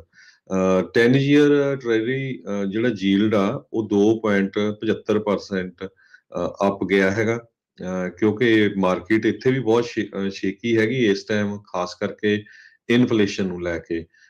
ਉਧਰ ਫੈਡਰਲ ਰਿਜ਼ਰਵ ਦਾ ਬੋਰਡ ਦਾ ਨਹੀਂ ਪਤਾ ਵੀ ਉਹਨਾਂ ਨੇ ਕੀ ਕਰਨਾ, ਕਿੰਨਾ ਕੁ ਜ਼ਿਆਦਾ ਜਿਹੜਾ ਇੰਟਰਸਟ ਵਧਾਉਣਾ ਹੈਗਾ। ਜੀ ਬਿਲਕੁਲ। ਸੋ ਨੈਸਡੈਕ ਦੇ ਨਾਲ ਡਾਓ ਜੋਨਸ ਦੋਨਾਂ ਦੇ ਵਿੱਚ ਅੱਜ ਸਾਰੇ ਪਾਸੇ ਜਿਹੜੀ ਇਹਨਾਂ ਦੀ ਜਿਹੜੀ ਗਿਰਾਵਟ ਦਾ ਦੌਰ ਜਿਹੜਾ ਹੋ ਰਿਹਾ ਆ। ਉਧਰ ਕੱਚੇ ਤੇਲ ਦੀ ਕੀਮਤ ਹਰਜੋਤ ਸਿੰਘ ਜੀ ਫਰਵਰੀ ਮਹੀਨੇ ਤੋਂ ਬਾਅਦ ਦੇ ਵਿੱਚ ਹੁਣ ਤੱਕ ਦੀ ਸਭ ਤੋਂ ਘੱਟ ਪ੍ਰਾਈਸ ਦੇ ਉੱਤੇ ਜਿਹੜੀ ਉਹ ਪਹੁੰਚੀ ਹੈਗੀ ਆ। ਉਹ ਵੀ 4% ਤੋਂ ਵੱਧ ਉਸ ਦੇ ਵਿੱਚ ਗਿਰਾਵਟ ਦਰਜ ਜਿਹੜੀ ਉਹ ਕੀਤੀ ਗਈ ਹੈਗੀ ਆ। ਦੇਖੋ ਕੀ ਬਣਦਾ ਆ। ਅਜੇ ਬਹੁਤ ਜ਼ਿਆਦਾ ਡਾਵਾਡੋਲ ਜਿਹੜੀ ਸਥਿਤੀ ਹੈ ਇਸ ਦੇ ਬਾਬਤ ਬਣੀ ਪਈ ਹੈਗੀ ਆ। ਜਿਨ੍ਹਾਂ ਨੇ ਕਿਸੇ ਨੇ ਕੋਈ ਵੱਡੀ ਇਨਵੈਸਟਮੈਂਟ ਸਟਾਕਸ ਦੇ ਵਿੱਚ ਕਰਨ ਬਾਰੇ ਸੋਚ ਰਿਹਾ ਹੋਵੇ, ਭਾਈ ਪਹਿਲੋਂ ਪਤਾ ਕਰ ਲਓ ਵੀ ਮਾਰਕੀਟ ਕਿੱਦਾਂ ਚੱਲਦੀ, ਕਿਵੇਂ ਚੱਲਦੀ ਆ। ਗੱਲਾਂ 'ਚ ਆ ਕੇ ਇੱਕ ਦੂਜੇ ਦੇ ਪਿੱਛੇ ਲੱਗ ਕੇ ਇਨਵੈਸਟਮੈਂਟ ਜਿਹੜੀ ਉਹ ਨਾ ਕਰਿਓ। ਬਾਅਦ ਦੇ ਵਿੱਚ ਬੰਦਾ ਸੋਚਦਾ ਜ਼ਰੂਰ ਆ ਜੇ ਜਦੋਂ ਵੱਧ ਜਾਂਦੇ ਆ ਵੀ ਭਾਈ ਇੱਦਾਂ ਕਰ ਲੈਂਦੇ ਤੇ ਚੰਗਾ ਸੀਗਾ, ਪਰ ਤੁਹਾਨੂੰ ਆਪ ਨੌਲੇਜ ਲੈ ਕੇ ਇੱਦਾਂ ਦਾ ਕੰਮ ਜਿਹੜਾ ਉਹ ਖੁਦ ਕਰਨਾ ਚਾਹੀਦਾ ਹੈਗਾ ਆ। ਜੀ, ਸੋ ਹੋਰ ਵੀ ਕੰਪਨੀਆਂ ਉਹਨਾਂ ਦੇ ਸਟਾਕ ਵੀ ਕਾਫੀ ਡਾਊਨ ਗਏ ਹੈਗੇ। ਇਲੈਕਟ੍ਰਿਕ ਕਾਰ ਮੇਕਰ ਟੈਸਲਾ, ਉਹਨਾਂ ਦੇ 2.1% ਡਾਊਨ ਗਏ ਹੈਗੇ ਆ। ਇਨਵੀਡੀਆ ਦੇ 4% ਦੇ ਕਰੀਬ ਡਾਊਨ ਸਟਾਕ ਗਏ ਹੈਗੇ ਆ। S&P ਇੰਡੈਕਸ ਵੀ ਡਾਊਨ ਗਿਆ। ਸੋ ਆਲਮੋਸਟ ਸਾਰਾ ਕੁਛ ਹੀ ਜਿਹੜਾ ਆ ਡਾਊਨ ਚੱਲ ਰਿਹਾ ਹੈਗਾ। ਇੱਕੋ ਚੀਜ਼ ਇਸ ਟਾਈਮ ਹਰਜੋਤ ਸਿੰਘ ਜੀ ਤਾਂ ਜਾ ਰਹੀ ਹੈ, ਟ੍ਰੈਜਰੀ ਜਿਹੜੇ ਯੀਲਡ ਆ, ਬੌਂਡਸ ਦੇ ਜਿਹੜੇ ਯੀਲਡ ਆ, ਉਹ ਇਸ ਟਾਈਮ ਤਕਰੀਬਨ 3% ਨੂੰ ਛੂਹਣ ਵਾਲੇ ਹੈਗੇ ਆ। 10 ਈਅਰ ਯੀਲਡ ਵਾਲੇ ਬਹੁਤ ਲੰਮੇ ਸਮੇਂ ਬਾਅਦ ਜਿਹੜੇ ਇਹ ਯੀਲਡ ਆ, ਟ੍ਰੈਜਰੀ ਯੀਲਡ ਆ, ਉਹ ਸਰਜ ਕਰ ਰਹੀਆਂ ਨੇ। ਉਧਰ ਅਗਲੀ ਜਿਹੜੀ ਗੱਲ ਕਰਦੇ ਜਾਈਏ, ਟਵਿੱਟਰ ਦੇ CEO ਨੇ ਜਿਹੜਾ ਕਿਹਾ ਵੀ ਈਲਨ ਮਸਕ ਉਹਨਾਂ ਦੇ ਬੋਰਡ ਆਫ ਡਾਇਰੈਕਟਰਸ ਆ, ਉਸ ਨੂੰ ਨਹੀਂ ਜੁਆਇਨ ਕਰੂਗਾ। ਇਸ ਟਾਈਮ ਟਵਿੱਟਰ ਦੇ ਸਭ ਤੋਂ ਵੱਡਾ ਜਿਹੜਾ ਸ਼ੇਅਰ ਹੋਲਡਰ ਈਲਨ ਮਸਕ ਬੀਤੇ ਹਫਤੇ ਦੇ ਵਿੱਚ ਆਇਆ ਸੀਗਾ ਖਬਰਾਂ ਦੇ ਵਿੱਚ ਵੀ ਬੋਰਡ ਆਫ ਡਾਇਰੈਕਟਰਸ ਦੇ ਵਿੱਚ ਸ਼ਾਇਦ ਇਸ ਨੂੰ ਸ਼ਾਮਲ ਕੀਤਾ ਜਾਊਗਾ। ਪਰ ਜਿਹੜੇ ਪਰਾਗ ਅਗਰਵਾਲ ਜਿਹੜੇ ਨਵੇਂ ਬਣੇ CEO ਨੇ ਟਵਿੱਟਰ ਦੇ, ਉਹਨਾਂ ਨੇ ਕਿਹਾ ਵੀ ਈਲਨ ਨੇ ਹੁਣ ਫੈਸਲਾ ਕੀਤਾ ਹੈ ਵੀ ਉਹ ਖੁਦ ਨੇ ਫੈਸਲਾ ਕੀਤਾ ਹੈ ਵੀ ਉਹ ਬੋਰਡ ਨੂੰ ਨਹੀਂ ਜੁਆਇਨ ਕਰੂਗਾ। ਸੋ ਕਹਿੰਦੇ ਵੀ ਟਿਊਜ਼ਡੇ ਨੂੰ ਅਸੀਂ ਅਨਾਊਂਸ ਕੀਤਾ ਸੀਗਾ ਵੀ ਈਲਨ ਨੂੰ ਅਸੀਂ ਬੋਰਡ ਦੇ ਵਿੱਚ ਕੰਟਿੰਜੈਂਟ ਦੇ ਉੱਤੇ ਅਪੁਆਇੰਟ ਕਰਨ ਜਾ ਰਹੇ ਹਾਂ। ਬੈਕਗਰਾਊਂਡ ਚੈੱਕ ਤੇ ਫਾਰਮਲ ਅਸੈਪਟੈਂਸ ਜਿਹੜੀ ਉਹ ਹੋਣੀ ਬਾਕੀ ਆ, ਪਰ ਕਹਿੰਦੇ ਵੀ ਉਹਨਾਂ ਨੇ ਪਹਿਲਾਂ ਹੀ ਇਨਕਾਰ ਕਰ ਦਿੱਤਾ ਵੀ ਟਵਿੱਟਰ ਦੇ ਇਸ ਬੋਰਡ ਆਫ ਡਾਇਰੈਕਟਰਸ ਨੂੰ ਨਹੀਂ ਜੁਆਇਨ ਕਰੇਗਾ। ਬੀਤੇ ਦਿਨਾਂ 'ਚ ਇਸਨੇ ਕਾਫੀ ਰੌਲਾ ਰੱਟਾ ਪਾਇਆ ਸੀਗਾ। ਈਲਨ ਮਸਕ ਨੇ ਖਾਸ ਕਰਕੇ ਜਦੋਂ ਦੇਖਿਆ ਵੀ ਕਿਸ ਤਰੀਕੇ ਦੇ ਨਾਲ ਗੱਲਾਂ ਬਾਤਾਂ ਜਿਹੜੀਆਂ ਹੋਣਗੀਆਂ, ਐਡਿਟ ਬਟਨ ਨੂੰ ਲੈ ਕੇ ਵੀ ਰੌਲਾ ਜਿਹੜਾ ਉਹ ਪਿਆ ਸੀਗਾ। ਪਹਿਲਾਂ ਤਾਂ ਇੱਕ ਵਾਰੀ ਉਹਨੇ ਕਿਹਾ ਸੀਗਾ ਬੋਰਡ ਆਫ ਡਾਇਰੈਕਟਰਸ ਨੂੰ, ਭਾਈ ਹੁਣ ਰਨਿੰਗ ਸ਼ੂਜ਼ ਪਾ ਲਓ ਜੇ ਮੇਰੇ ਨਾਲ ਮੀਟਿੰਗਾਂ ਵਗੈਰਾ ਜਿਹੜੀਆਂ ਉਹ ਕਰਨੀਆਂ ਆ, ਪਰ ਇਵੈਂਚੁਅਲੀ ਖੁਦ ਹੀ ਉਹ ਪਿੱਛੇ ਜਿਹੜਾ ਉਹ ਹਟ ਗਿਆ ਹੈਗਾ ਆ। ਸੋ ਇਕੱਲੇ ਦੇ ਕੋਲ ਪਾਵਰ ਜਿਹੜੀ ਹੈ ਇੰਨੀ ਜ਼ਿਆਦਾ ਹਰਜੋਤ ਸਿੰਘ ਜੀ ਰਹਿ ਨਹੀਂ ਸਕਦੀ ਹੋਊਗੀ। ਸ਼ਾਇਦ ਉਹਦੀਆਂ ਬਹੁਤੀਆਂ ਗੱਲਾਂ ਉਹਨੂੰ ਲੱਗਦਾ ਹੋਊਗਾ ਵੀ ਨਹੀਂ ਮੰਨੀਆਂ ਜਾਣਗੀਆਂ, ਜਾਂ ਹੋਰ ਕੋਈ ਕਾਰਨ ਰਹੇ ਹੋਣਗੇ। ਉਸਨੇ ਜਿਹੜਾ ਆ ਉਹ ਇਨਕਾਰ ਕਰ ਦਿੱਤਾ ਬੋਰਡ ਆਫ ਡਾਇਰੈਕਟਰਸ 'ਚ ਸ਼ਾਮਲ ਹੋਣ ਦੇ ਲਈ।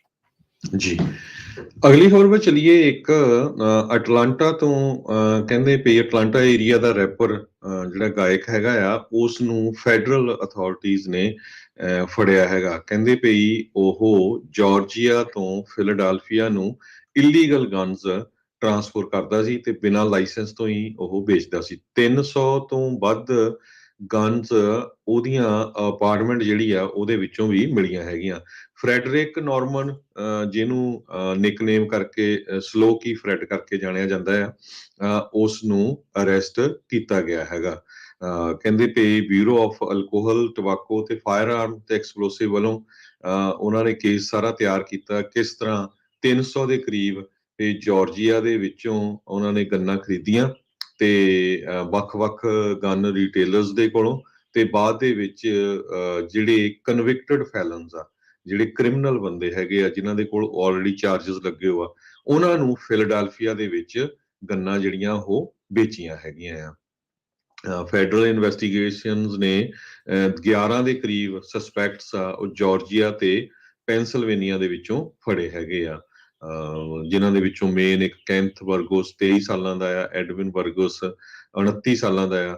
ਇੰਟਰਵਿਊ ਦੇ ਵਿੱਚ ATF ਦੇ ਏਜੰਟਸ ਨੇ ਦੱਸਿਆ ਵੀ ਅਟਲਾਂਟਾ ਦੀ ਅਪਾਰਟਮੈਂਟ ਦੇ ਵਿੱਚ ਵਾਕਰ ਨੇ ਐਡਮਿਟ ਕੀਤਾ ਹੈ ਵੀ ਉਸਨੇ 50 ਤੋਂ 60 ਗਨ ਜਿਹੜੀਆਂ ਗਨਜ਼ ਹੈਗੀਆਂ ਆ ਬਿਨਾਂ ਲਾਇਸੈਂਸ ਤੋਂ ਵੱਖ-ਵੱਖ ਲੋਕਾਂ ਨੂੰ ਵੇਚੀਆਂ, ਜਿਹੜੀਆਂ ਕਿ ਇੱਕ ਵਾਇਲੇਸ਼ਨ ਹੈਗੀ ਆ ਫੈਡਰਲ ਲਾਅ ਦੀ। ਜੀ ਬਿਲਕੁਲ। ਸੋ ਇੱਦਾਂ ਦੀਆਂ ਜਿਹੜੀਆਂ ਕਰਤੂਤਾਂ ਉਹ ਕਰ ਰਹੇ ਆ। ਸੋ ਆਲਰੇਡੀ ਆਪਾਂ ਦੇਖ ਰਹੇ ਹਾਂ ਵੀ ਇੱਦਾਂ ਦੀਆਂ ਗਨਜ਼ ਨੂੰ ਲੈ ਕੇ ਕਿੱਦਾਂ ਫਿਰ ਵਾਇਲੈਂਸ ਜਿਹੜੀ ਉਹ ਹੁੰਦੀ ਹੈ, ਤੇ ਫਿਰ ਨਾਮ ਜਿਹੜਾ ਉਹ ਬਦਨਾਮ ਇਸ ਮਾਮਲੇ ਦੇ ਵਿੱਚ ਗਨ ਓਨਰਸ ਦਾ ਜਿਹੜੇ ਆ ਉਹ ਵੀ ਬਹੁਤ ਜ਼ਿਆਦਾ ਹੋਣ ਲੱਗ ਜਾਂਦਾ ਹੈ। ਉਧਰ ਅੱਜ ਰਾਸ਼ਟਰਪਤੀ ਜਿਹੜੇ ਬਾਈਡਨ ਆ, ਉਹ ਵੀ ਗੋਸਟ ਗਨਜ਼ ਨੂੰ ਲੈ ਕੇ ਕਹਿੰਦੇ ਆ ਵੀ ਕੋਈ ਨਵਾਂ ਪ੍ਰਸਤਾਵ ਜਿਹੜਾ ਉਹ ਲੈ ਕੇ ਆ ਰਹੇ ਹੈਗੇ ਆ ਵੀ ਦੇਖੋ ਵੀ ਇਸ ਦੇ ਉੱਤੇ ਕਿੱਦਾਂ ਕਾਬੂ ਪਾਉਣ ਦੀ ਜਿਹੜੀ ਉਹ ਕੋਸ਼ਿਸ਼ ਕਰ ਸਕਦੇ ਆ। ਸੋ ਪ੍ਰਪੋਜ਼ਲ ਕਹਿੰਦੇ ਆ ਵੀ ਇਦਾਂ ਦਾ ਆ ਰਿਹਾ ਆ ਵੀ ਗੋਸਟ ਗਨਜ਼ ਦੇ ਉੱਤੇ ਜਿਹੜਾ ਉਹ ਕਾਬੂ ਪੈ ਸਕੇ। ਪਰ ਦੇਖੋ ਕੀ ਜਿਹੜਾ ਇਸ ਮਾਮਲੇ ਦੇ ਵਿੱਚ ਜਿਹੜਾ ਉਹ ਬਣੂਗਾ, ਪਰ ਇੱਧਰ ਜਿਹੜੇ ਰੈਪਰਸ ਦੇ ਨਾਲ ਇਦਾਂ ਦੀਆਂ ਜਿਹੜੀਆਂ ਚੀਜ਼ਾਂ ਆ ਉਹ ਹੁਣ ਦੇਖੋ ਵੀ ਕਿਸ ਤਰੀਕੇ ਦੇ ਨਾਲ ਜਿਹੜਾ ਪੂਰਾ ਸਮਗਲਿੰਗ ਦਾ ਜਿਹੜਾ ਇਹਨਾਂ ਨੇ ਰਿੰਗ ਆ ਉਹ ਬਣਾਇਆ ਸੀ। ਉੱਧਰ ਰਾਸ਼ਟਰਪਤੀ ਨੇ, ਜਿੱਦਾਂ ਮੈਂ ਦੱਸਿਆ, ਵੀ ਡਿਪਾਰਟਮੈਂਟ ਆਫ ਜਸਟਿਸ ਦੇ ਨਾਲ ਮਿਲ ਕੇ ਫਾਈਨਲ ਰੂਲ ਗੋਸਟ ਗਨਸ ਦੇ ਉੱਤੇ ਅੱਜ ਜਿਹੜਾ ਆ ਉਹ ਐਲਾਨਣਾ ਆ। ਗੋਸਟ ਗਨ ਉਸ ਨੂੰ ਆਖਿਆ ਜਾਂਦਾ ਆ ਜਿਹੜੀ ਪਾਰਟਸ ਦੇ ਵਿੱਚ ਆਉਂਦੀ ਆ ਪੈਕੇਜਡ, ਆਨਲਾਈਨ ਖਰੀਦੀ ਜਾ ਸਕਦੀ ਹੈ ਤੇ ਬਾਅਦ ਦੇ ਵਿੱਚ ਘਰੇ ਉਸ ਨੂੰ ਅਸੈਂਬਲ ਕਰ ਲਿਆ ਜਾਂਦਾ ਹੈਗਾ ਆ। ਸੋ ਗਨ ਕੰਟਰੋਲ ਐਕਟ ਦੇ ਤਹਿਤ ਇਸ ਨੂੰ ਜਿਹੜਾ ਇਹ ਗੋਸਟ ਗਨ ਮੰਨੀ ਜਾਂਦੀ ਆ। ਬਾਏ ਬਿਲਡ ਸ਼ੂਟ ਕਿਟਸ ਜਿਹੜੀਆਂ ਆ ਵੱਖ-ਵੱਖ ਤੌਰ ਦੇ ਉੱਤੇ ਇਦਾਂ ਦੀਆਂ ਜਿਹੜੀਆਂ ਉਹ ਮਿਲਦੀਆਂ। ਇਸ ਦੇ ਉੱਤੇ ਹੋਰ ਨੱਥ ਪਾਉਣ ਦੇ ਲਈ ਜਾਂ ਇਸ ਦੇ ਉੱਤੇ ਹੋਰ ਕਹਿ ਲਓ ਵੀ ਸ਼ਿਕੰਜਾ ਕੱਸਣ ਦੀਆਂ ਜਿਹੜੀਆਂ ਕੋਸ਼ਿਸ਼ਾਂ ਆ ਇਸ ਨਵੇਂ ਰੂਲ ਦੇ ਵਿੱਚ ਆ ਸਕਦੀਆਂ। ਦੇਖੋ ਹੁਣ ਕੀ ਇਹਦੇ ਵਿੱਚ ਐਲਾਨ ਕਰਦੇ ਆ। ਗਨ ਓਨਰਸ ਤਾਂ ਆਲਰੇਡੀ ਇਹਨਾਂ ਦੇ ਬਹੁਤ ਸਾਰੇ ਕਾਨੂੰਨਾਂ ਤੋਂ ਪਹਿਲਾਂ ਹੀ ਖਫਾ ਹੈਗੇ ਨੇ। ਇੱਕ ਹੋਰ ਨਵਾਂ ਕਾਨੂੰਨ ਜਿਹੜਾ ਆਊਗਾ ਤਾਂ ਉਸ ਦੇ ਨਾਲ ਕੀ ਅੱਗੇ ਬਣਦਾ ਆ ਇਹ ਹੁਣ ਦੇਖਣਾ ਹੈ। NRA ਯੂਜਲੀ ਅਜਿਹੇ ਮਾਮਲਿਆਂ ਦੇ ਵਿੱਚ ਸਰਕਾਰ ਦੇ ਜਿਹੜੀਆਂ ਇਹਨਾਂ ਦੀ ਇਦਾਂ ਦੀਆਂ ਗੱਲਾਂ ਦੇ ਹਮੇਸ਼ਾ ਹੀ ਉਲਟ ਰਹਿੰਦੀ ਆ। ਜੀ, ਅਗਲੀ ਖਬਰ ਨਾਰਥ ਕੈਰੋਲਿਨਾ ਤੋਂ ਆ ਰਹੀ ਹੈ, ਜਿੱਥੇ ਕਿ ਪ੍ਰੈਜ਼ੀਡੈਂਟ ਡੋਨਾਲਡ ਟਰੰਪ ਉਹਨਾਂ ਨੇ ਇੱਕ ਕੈਂਡੀਡੇਟ ਨੂੰ ਐਂਡੋਰਸ ਕੀਤਾ ਸੀ ਜਿਸ ਦਾ ਨਾਮ ਟੈਡ ਵਰਡ ਆ। ਉਸ ਟਾਈਮ ਦੇ ਉੱਤੇ ਬਹੁਤ ਸਾਰੇ ਪੋਲਸਟਰ ਇਹ ਕਹਿ ਰਹੇ ਸੀ ਵੀ ਇਹਦਾ ਕੋਈ ਨਾਮ ਨਹੀਂ ਜਾਣਦਾ, ਇਸ ਨੂੰ ਐਂਡੋਰਸ ਕਰਕੇ ਪ੍ਰੈਜ਼ੀਡੈਂਟ ਟਰੰਪ ਜਿਹੜੇ ਆ ਉਹਨਾਂ ਦੀ ਆਪਣੀ ਸ਼ਾਖ ਦੇ ਉੱਤੇ ਵੀ ਬਹੁਤ ਅਸਰ ਪਊਗਾ। ਪਰ ਹੁਣ ਲੇਟੈਸਟ ਜਿਹੜੇ ਸਰਵੇ ਆ ਰਹੇ ਆ ਕਹਿੰਦੇ ਪਈ ਇਹ ਜਿਹੜਾ ਕੈਂਡੀਡੇਟ ਆ ਉਹ ਲਗਭਗ 17 ਪੁਆਇੰਟ ਆਪਣੇ ਜਿਹੜੇ ਆਪੋਜ਼ਿਟ ਕੈਂਡੀਡੇਟ ਆ ਉਹ ਤੋਂ ਉੱਪਰ ਜਾ ਰਿਹਾ ਹੈਗਾ। ਸੋ ਰਹਿ ਚੁੱਕੇ ਪ੍ਰੈਜ਼ੀਡੈਂਟ ਡੋਨਾਲਡ ਟਰੰਪ ਉਹਨਾਂ ਨੇ ਕਾਫੀ ਉਹਨਾਂ ਦੀ ਕੈਂਪੇਨ ਵੀ ਕੀਤੀ ਹੈਗੀ ਆ।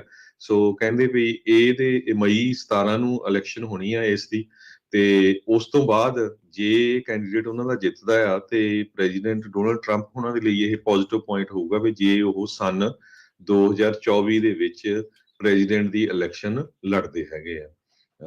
ਪਰ ਰਿਪਰੈਜ਼ੈਂਟੇਟਿਵ ਟੈਡ ਬਟ ਨੇ ਇਹ ਕਿਹਾ ਆ ਕਿ ਈਵਨ ਦੋ ਪੋਲਸ ਦੇ ਵਿੱਚ ਕਾਫੀ ਅੱਗੇ ਆ, ਪਰ ਸਾਨੂੰ ਆਉਣ ਵਾਲੇ 38 ਦਿਨਾਂ ਦੇ ਵਿੱਚ ਬਹੁਤ ਜ਼ਿਆਦਾ ਜਿਹੜੀ ਸਖਤ ਮਿਹਨਤ ਕਰਨੀ ਪਊਗੀ। ਜੀ, ਉਧਰ ਰਾਸ਼ਟਰਪਤੀ ਟਰੰਪ ਦੇ ਕਈ ਘੰਟਿਆਂ ਦਾ ਜਿਹੜਾ ਵਿੱਚ ਸਾਇਲੈਂਸ ਰਹਿਣਾ 6 ਜਨਵਰੀ ਦੇ ਹਮਲੇ ਦੇ ਦੌਰਾਨ ਜਦੋਂ ਇਹਨਾਂ ਦੇ ਦੁਆਰਾ ਭੜਕਾਈ ਗਈ ਭੀੜ ਨੂੰ ਉੱਥੇ ਲੈ ਕੇ ਜਿਹੜੇ ਹੋ ਗਏ ਸੀ ਸੇਵ ਅਮਰੀਕਾ ਜਿਹੜੀ ਰੈਲੀ ਆ, ਉਸ ਤੋਂ ਬਾਅਦ ਦੇ ਵਿੱਚ ਉਸ ਨੂੰ ਲੈ ਕੇ ਹੁਣ ਕਈ ਸਵਾਲ ਜਿਹੜੇ ਉਹ ਖੜੇ ਹੋ ਰਹੇ ਆ।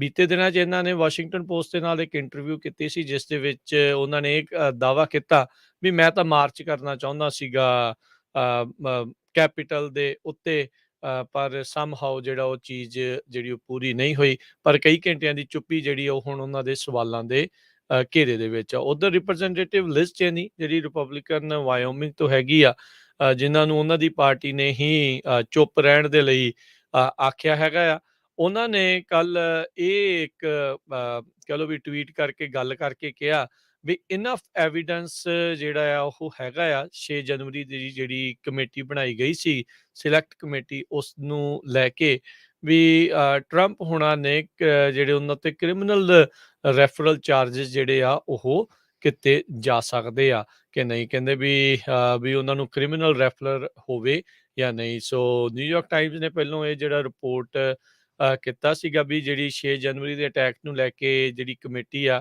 ਉਹ ਡਿਵਾਈਡਡ ਹੈਗੀ ਆ ਵੀ ਕ੍ਰਿਮੀਨਲ ਰੈਫਰਲ ਕੀਤਾ ਜਾਵੇ ਡਿਪਾਰਟਮੈਂਟ ਆਫ ਜਸਟਿਸ ਨੂੰ ਕਿ ਨਹੀਂ ਟਰੰਪ ਹੁਣਾਂ ਦੀ ਬਾਬਤ। ਪਰ ਲਿਜ਼ ਚੇਨੀ ਨੇ ਖੁਦ ਆ ਕੇ ਬਾਹਰ ਇਹ ਜਿਹੜੀ ਗੱਲ ਆਖੀ ਆ, ਇਸ ਦੇ ਨਾਲ ਟਰੰਪ ਹੁਣਾਂ ਦੇ ਉੱਤੇ ਹੋਰ ਹੁਣ ਕਈ ਤਰੀਕੇ ਦੇ ਸਵਾਲ ਜਿਹੜੇ ਉਹ ਉੱਠ ਰਹੇ ਹੈਗੇ ਆ। ਸੋ ਲੈਟਸ ਸੀ ਕੀ ਬਣਦਾ ਹੈ। ਪਰ ਕਾਫੀ ਮਾਮਲਾ ਅਜੇ ਤੱਕ ਵੀ ਜਿਹੜਾ ਉਹ ਇਹ ਪੇਚੀਦਾ ਹੀ ਜਿਹੜਾ ਬਣਿਆ ਆ। ਆਉਣ ਵਾਲੇ ਕੁਛ ਕੁ ਹਫ਼ਤਿਆਂ 'ਚ ਜਾਂ ਮਹੀਨੇ ਦੇ ਵਿੱਚ 6 ਜਨਵਰੀ ਵਾਲੀ ਜਿਹੜੀ ਸਿਲੈਕਟ ਕਮੇਟੀ ਆ ਉਹਨਾਂ ਨੇ ਆਪਣੀ ਰਿਪੋਰਟ ਜਿਹੜੀ ਉਹ ਜ਼ਾਹਰ ਕਰਨੀ ਆ। ਇਹਨਾਂ ਦੇ ਵਿੱਚ 2 ਰਿਪਬਲਿਕਨ ਪਾਰਟੀ ਦੇ ਲਾਅ ਮੇਕਰਸ ਨੇ, ਬਾਕੀ ਜਿਹੜੇ ਉਹ ਸਾਰੇ ਡੈਮੋਕ੍ਰੇਟ ਪਾਰਟੀ ਦੇ ਮੈਂਬਰਸ ਨੇ। ਇਹ 2 ਲਾਅ ਮੇਕਰ ਰਿਪਬਲਿਕਨ ਪਾਰਟੀ ਵਾਲੇ ਵੀ ਉਹੀ ਨੇ ਜਿਨ੍ਹਾਂ ਨੇ ਟਰੰਪ ਹੁਣਾਂ ਨੂੰ ਇੰਪੀਚ ਕਰਨ ਦੇ ਹੱਕ ਦੇ ਵਿੱਚ ਵੋਟ ਪਾਈ ਸੀ।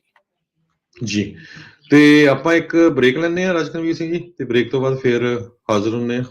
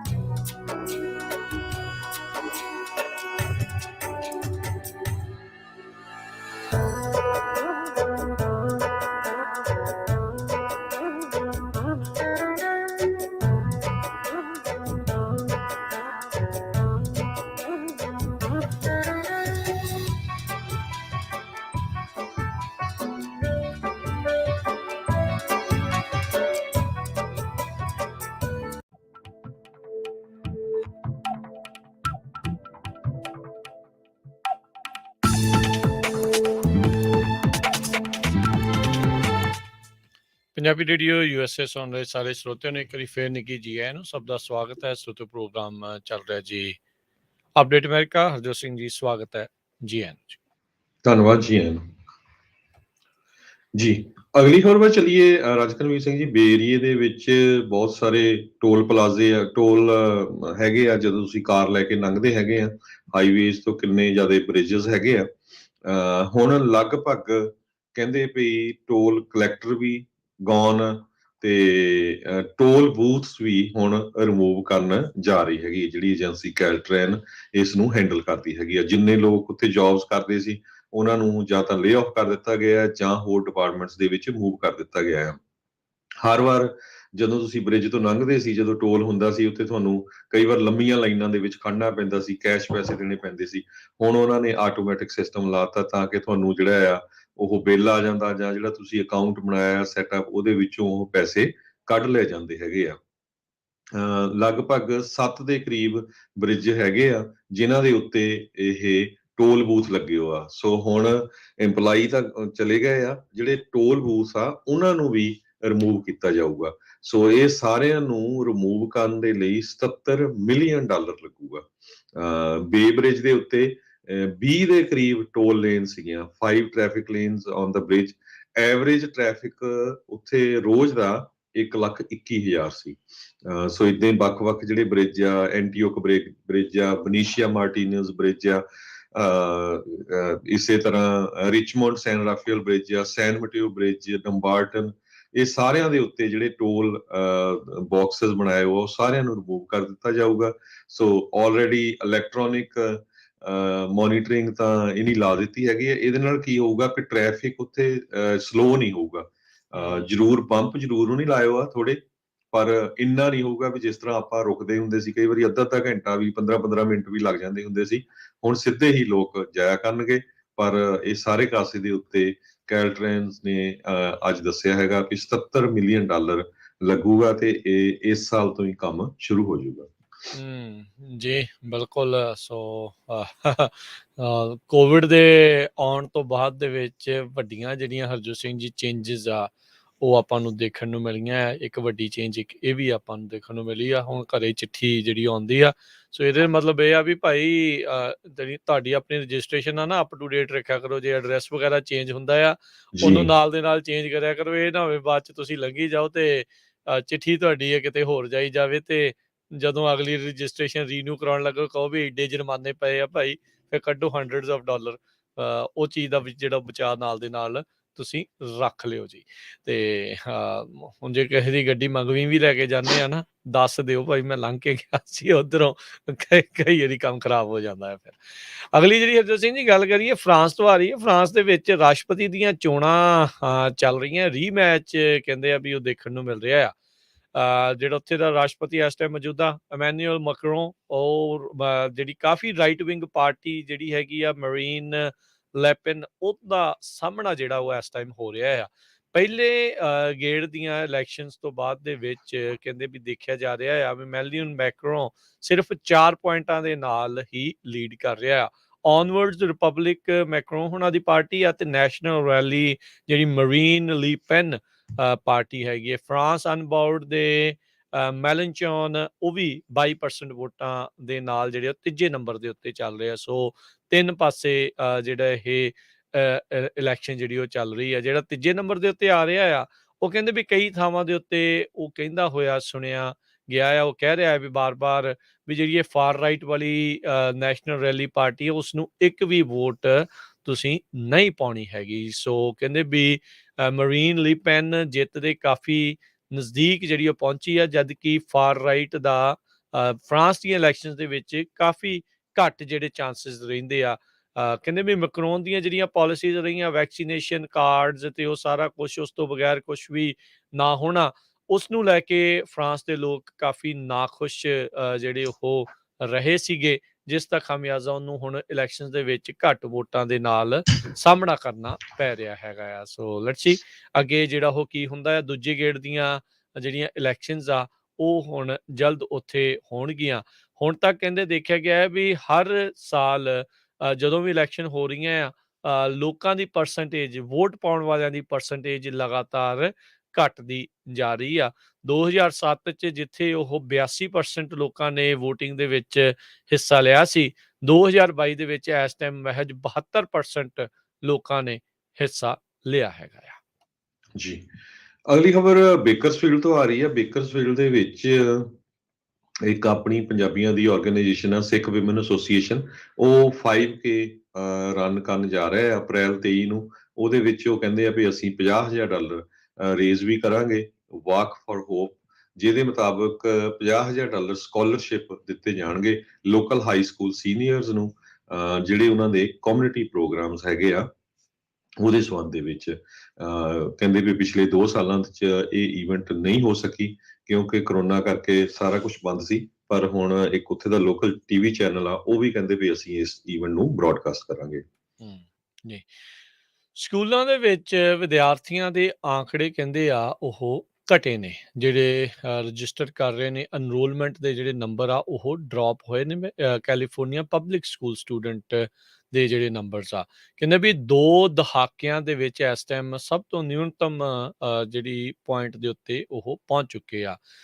ਦੂਜਾ ਸਾਲ ਪੈਂਡੈਮਿਕ ਦੇ ਦੌਰਾਨ, ਕਿਉਂਕਿ ਪਹਿਲਾ ਸਾਲ ਤਾਂ ਸਾਰਾ ਹੀ ਦਾ ਸਾਰਾ ਹੀ ਆਨਲਾਈਨ ਹੀ ਜਿਹੜਾ ਉਹ ਚੱਲਿਆ ਆ। ਸਟੇਟ ਡਿਪਾਰਟਮੈਂਟ ਦੇ ਜਿਹੜੇ ਐਜੂਕੇਸ਼ਨ ਦੇ ਸਕੂਲ ਈਅਰ ਡਾਟਾ ਉਹ ਸ਼ੋ ਕਰਦਾ ਆ ਵੀ 1.8% ਘੱਟ ਬੱਚਿਆਂ ਨੇ ਐਨਰੋਲਮੈਂਟ ਕੀਤੀ ਆ ਪਿਛਲੇ ਸਾਲ ਦੇ ਜਿਹੜੇ ਉਹ ਮੁਕਾਬਲੇ।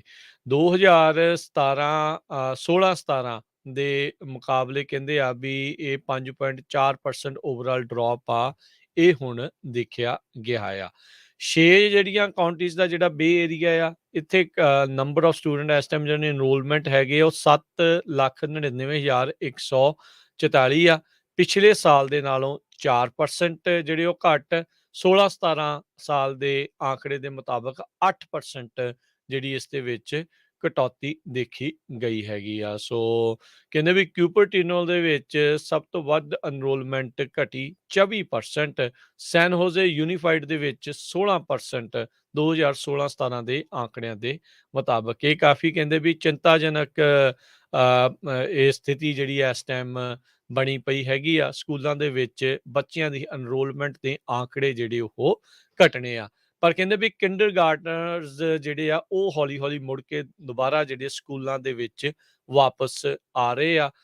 ਸੋ ਹੋਪਫੁਲੀ ਇਹ ਜਿਹੜਾ ਟ੍ਰੈਂਡ ਆ ਬਾਕੀ ਜਿਹੜੇ ਗ੍ਰੇਡਸ ਆ ਉਹਨਾਂ ਦੇ ਵਿੱਚ ਵੀ ਜਿਹੜਾ ਉਹ ਵਧੇ ਤਾਂ ਕਹਿੰਦੇ ਚੰਗੀ ਗੱਲ ਹੋਵੇਗੀ। ਜੀ, ਅਗਲੀ ਖਬਰ ਵੱਲ ਚਲੀਏ। ਜਿਹੜੇ ਲੰਮੇ ਸਮੇਂ ਤੋਂ ਸਰੋਤੇ USA ਦੇ ਵਿੱਚ ਰਹਿੰਦੇ ਆ ਉਹਨਾਂ ਨੂੰ ਪਤਾ ਵੀ Kmart ਸਟੋਰ ਬਹੁਤ ਵੱਡੇ ਸਟੋਰ ਹੁੰਦੇ ਸੀ। ਇੱਕ ਟਾਈਮ ਦੇ ਉੱਤੇ ਲਗਭਗ ਹਰ ਵੱਡੇ ਸ਼ਹਿਰ ਦੇ ਵਿੱਚ Kmart ਸਟੋਰ ਹੁੰਦਾ ਸੀ। ਪਰ ਪਿਛਲੇ ਸਾਲਾਂ ਦੇ ਦੌਰਾਨ Kmart ਸਟੋਰ ਬੰਦ ਹੁੰਦੇ ਗਏ ਤੇ ਹੁਣ ਹੋਰ ਜਿਹੜੇ ਸੀਗੇ ਉਹ ਵੀ ਬੰਦ ਹੋਣ ਜਾ ਰਹੇ ਆ ਤੇ ਸਿਰਫ USA ਦੇ ਵਿੱਚ ਕਹਿੰਦੇ ਵੀ 3 Kmart ਦੇ ਸਟੋਰ ਆ ਉਹ ਰਹਿ ਜਾਣਗੇ। ਨਿਊ ਜਰਸੀ ਸਟੇਟ ਦੇ ਵਿੱਚ, ਇੱਥੇ ਸੈਨ ਹੋਜ਼ੇ 'ਚ ਵੀ ਪਹਿਲਾਂ Kmart ਸਟੋਰ ਕਾਫੀ ਵੱਡੇ ਹੁੰਦੇ ਸੀ। ਸਾਰਾ ਕੁਝ ਉਹਨਾਂ ਦੇ ਜਿੱਦਾਂ ਵਾਲਮਾਰਟ ਵਾਂਗ ਹੁੰਦਾ ਸੀ। ਪਰ ਨਵੀਂ ਜਿਹੜੀ ਟੈਕਨੋਲੋਜੀ ਰੇਸ ਦੇ ਵਿੱਚ ਜਾਂ ਡਿਜੀਟਲ ਮਾਰਕੀਟਿੰਗ ਦੇ ਵਿੱਚ ਇਹ ਸਟੋਰ ਪਿੱਛੇ ਰਹਿ ਗਏ। ਸੋ ਇਦਾਂ ਦੇ ਜਿਹੜੇ ਸਟੋਰ ਆ ਬਹੁਤ ਜ਼ਿਆਦਾ ਬੰਦ ਹੋ ਗਏ। ਵੀਕਐਂਡ ਦੇ ਉੱਤੇ ਹਰਜੋਤ ਸਿੰਘ ਜੀ, ਬੋਰਿਸ ਜੌਨਸਨ ਨੇ ਕੀਵ ਯੂਕਰੇਨ ਦੇ ਵਿੱਚ ਜਾ ਕੇ ਸਾਰਿਆਂ ਨੂੰ ਸਰਪ੍ਰਾਈਜ਼ ਕਰ ਦਿੱਤਾ। ਯੂਕਰੇਨ ਦੇ ਰਾਸ਼ਟਰਪਤੀ ਜ਼ੈਲੈਂਸਕੀ ਨੂੰ British prime minister Boris Johnson ਆ ਉਹ ਸੈਟਰਡੇ ਨੂੰ ਜਾ ਕੇ ਮਿਲ ਕੇ ਆਏ ਹੈਗੇ ਆ। ਯੂਕਰੇਨ ਦੇ ਜ਼ੈਲੈਂਸਕੀ ਨੇ ਧੰਨਵਾਦ ਜਿਹੜਾ ਇਹਨਾਂ ਦਾ ਕੀਤਾ ਮਿਲਣ ਦੇ ਲਈ, ਤੇ ਨਾਲ ਹੀ ਉਹਨਾਂ ਨੇ ਬਾਕੀ ਵੈਸਟਰਨ ਡੈਮੋਕ੍ਰੇਸੀਜ਼ ਦੇ ਜਿਹੜੇ ਹੈਗੇ ਨੇ ਲੀਡਰਸ ਆ ਉਹਨਾਂ ਨੂੰ ਕਿਹਾ ਵੀ ਤੁਸੀਂ ਵੀ ਯੂਨਾਈਟਿਡ ਕਿੰਗਡਮ ਦੀ ਇਸ ਐਗਜ਼ਾਮਪਲ ਨੂੰ ਫੋਲੋ ਕਰੋ, ਇਹਨਾਂ ਦੇ ਨਕਸ਼ੇ ਕਦਮਾਂ ਦੇ ਉੱਤੇ ਚਲੋ। ਜਿਹੜੇ UK ਦੇ ਪ੍ਰਾਈਮ ਮਿਨਿਸਟਰ ਹੁਣ ਮਿਲ ਕੇ ਆਏ ਆ, ਉਹਨਾਂ ਨੇ ਮਿਲਣ ਤੋਂ ਬਾਅਦ ਦੇ ਵਿੱਚ ਇਹ ਕਿਹਾ ਆ ਵੀ ਉਹ ਵਾਧੂ ਮਿਲਟਰੀ ਸਹਾਇਤਾ ਜਿਹੜੀ ਆ, ਹੋਰ ਵੈਪਨਸ ਆ, ਉਹ ਯੂਕਰੇਨ ਨੂੰ ਦੇ ਕੇ ਆਉਣਗੇ। ਉਹਨਾਂ ਦੇ ਕਹਿੰਦੇ ਵੀ ਬੜਾ ਸਰਪ੍ਰਾਈਜ਼ ਸੀਗਾ, ਸੀਕ੍ਰੇਟ ਟ੍ਰਿਪ ਜਿਹੜਾ ਆ ਉਹਨਾਂ ਦਾ ਰਿਹਾ ਆ। ਇੱਕ ਹਾਈ ਪ੍ਰੋਫਾਈਲ ਪ੍ਰਾਈਮ ਮਿਨਿਸਟਰ ਦਾ ਵਾਰ ਰੈਵਿਜ ਕੰਟਰੀ ਦੇ ਵਿੱਚ ਜਾ ਕੇ ਮਿਲ ਕੇ ਆਉਣਾ ਇਹ ਇੱਕ ਹੌਸਲਾ ਜ਼ਰੂਰ ਯੂਕਰੇਨ ਵਾਲਿਆਂ ਦਾ ਜਿਹੜਾ ਉਹ ਵਧਾਉਂਦਾ ਆ, ਪਰ ਨਾਲ ਦੇ ਨਾਲ ਯੂਕੇ ਦਾ ਜਿਹੜਾ ਬੋਰਿਸ ਜੌਨਸਨ ਆ ਉਹ ਵਰਲਡ ਲੈਵਲ ਦੇ ਉੱਤੇ ਆਪਣਾ ਦਬਦਬਾ ਵੀ ਕਾਇਮ ਕਰਦਾ ਹੈ ਵੀ ਦੇਖੋ ਮੈਨੂੰ ਵੀ ਪੁਤਿਨ ਦਾ ਕੋਈ ਡਰ ਨਹੀਂ, ਮੈਂ ਵੀ ਵਾਰ ਵਾਲੇ ਇਲਾਕੇ ਦੇ ਵਿੱਚ ਜਾ ਕੇ ਆ ਸਕਦਾ ਆ। ਇਸ ਬਾਬਤ ਹੁਣ ਅਮਰੀਕਾ 'ਚ ਵੀ ਗੱਲਾਂ ਚੱਲਣੀਆਂ ਸ਼ੁਰੂ ਹੋ ਗਈਆਂ ਵੀ ਸਾਡੇ ਰਾਸ਼ਟਰਪਤੀ ਜਾਣਗੇ ਕਿ ਨਹੀਂ। ਗਵਾਂਢੀ ਮੁਲਕ ਉੱਥੋਂ ਦੇ ਪੋਲੈਂਡ ਦੇ ਵਿੱਚ ਤਾਂ ਜ਼ਰੂਰ ਜਾ ਕੇ ਆਏ ਸੀਗੇ, ਪਰ ਕਹਿੰਦੇ ਹਾਲ ਦੀ ਘੜੀ ਕੋਈ ਇਦਾਂ ਦਾ ਇਸ਼ਾਰਾ ਨਜ਼ਰ ਨਹੀਂ ਆ ਰਿਹਾ ਵੀ ਰਾਸ਼ਟਰਪਤੀ ਬਾਈਡਨ ਆ ਉਹ ਯੂਕਰੇਨ ਦੇ ਵਿੱਚ ਜਾ ਕੇ ਆ ਸਕਦੇ ਨੇ। ਜੀ ਤੇ ਸਾਡਾ ਖਬਰਾਂ ਦਾ ਸਮਾਂ ਵੀ ਸਮਾਪਤ ਹੈ। ਇੱਕ ਵਾਰੀ ਫਿਰ ਪੰਜਾਬੀ ਜਿਹੜੀ ਯੂਐਸਏ ਦੀ ਟੀਮ ਕੱਲ ਗੁਰਦੁਆਰਾ ਗੁਰੂ ਨਾਨਕ ਪ੍ਰਕਾਸ਼ ਕਲੌਬਸ ਦੇ ਵਿੱਚ ਪਹੁੰਚੀ ਹੋਈ ਸੀ। ਸਾਡੇ ਬਹੁਤ ਸਾਰੇ ਸਰੋਤੇ ਉੱਥੇ ਸਾਨੂੰ ਮਿਲੇ, ਸਾਰਿਆਂ ਦਾ ਬਹੁਤ ਬਹੁਤ ਧੰਨਵਾਦ। ਉੱਥੇ ਵਿਰਾਸਤੀ ਗੇਮਸ ਵੀ ਸੀਗੀਆਂ, ਬਹੁਤ ਵਧੀਆ ਪ੍ਰੋਗਰਾਮ ਉੱਥੇ ਹੋਇਆ ਤੇ ਪ੍ਰਬੰਧਕਾਂ ਦਾ ਵੀ ਬਹੁਤ ਬਹੁਤ ਧੰਨਵਾਦ ਜੀ। ਬਿਲਕੁਲ। ਸੋ ਬੱਚਿਆਂ ਨੂੰ ਖੇਡਾਂ ਦੇ ਨਾਲ ਜੋੜਨਾ ਇੱਕ ਚੰਗਾ ਜਿਹੜਾ ਉਹ ਉਪਰਾਲਾ ਹੈਗਾ ਆ। ਸੋ ਉੱਥੋਂ ਦੀ ਜਿਹੜੀ ਕਵਰੇਜ ਆ ਉਹ ਤੁਸੀਂ ਪੰਜਾਬੀ ਰੇਡੀਓ ਯੂਐਸਏ ਦੇ ਫੇਸਬੁੱਕ ਤੇ YouTube ਚੈਨਲ ਦੇ ਉੱਤੇ ਦੇਖ ਸਕਦੇ ਆ। ਇੱਕ ਵਿਸ਼ੇਸ਼ ਰਿਪੋਰਟ ਉੱਥੋਂ ਦੇ ਜਿਹੜੇ ਸਕੂਲ ਆ ਉਸ ਦੇ ਉੱਤੇ ਵੀ ਜਲਦ ਜਿਹੜੀ ਆ ਉਹ ਪੇਸ਼ ਕੀਤੀ ਜਾਊਗੀ। ਰਸਾਕਸ਼ੀ ਦੇ ਜਿਹੜੇ ਆ ਬੜੇ ਦਿਲਕਸ਼ ਜਿਹੜੇ ਮੁਕਾਬਲੇ ਆ ਉਹ ਹੋਏ ਆ। ਸੋ 4 ਟੀਮਾਂ ਨੇ ਉੱਥੇ ਜਿਹੜਾ ਉਹ ਭਾਗ ਲਿਆ ਸੀ। ਉਹ ਪੂਰੀ ਵੀਡੀਓ ਤੁਸੀਂ ਉੱਥੇ YouTube ਤੇ Facebook ਦੇ ਉੱਤੇ ਜਾ ਕੇ ਦੇਖ ਸਕਦੇ ਹੈਗੇ ਆ।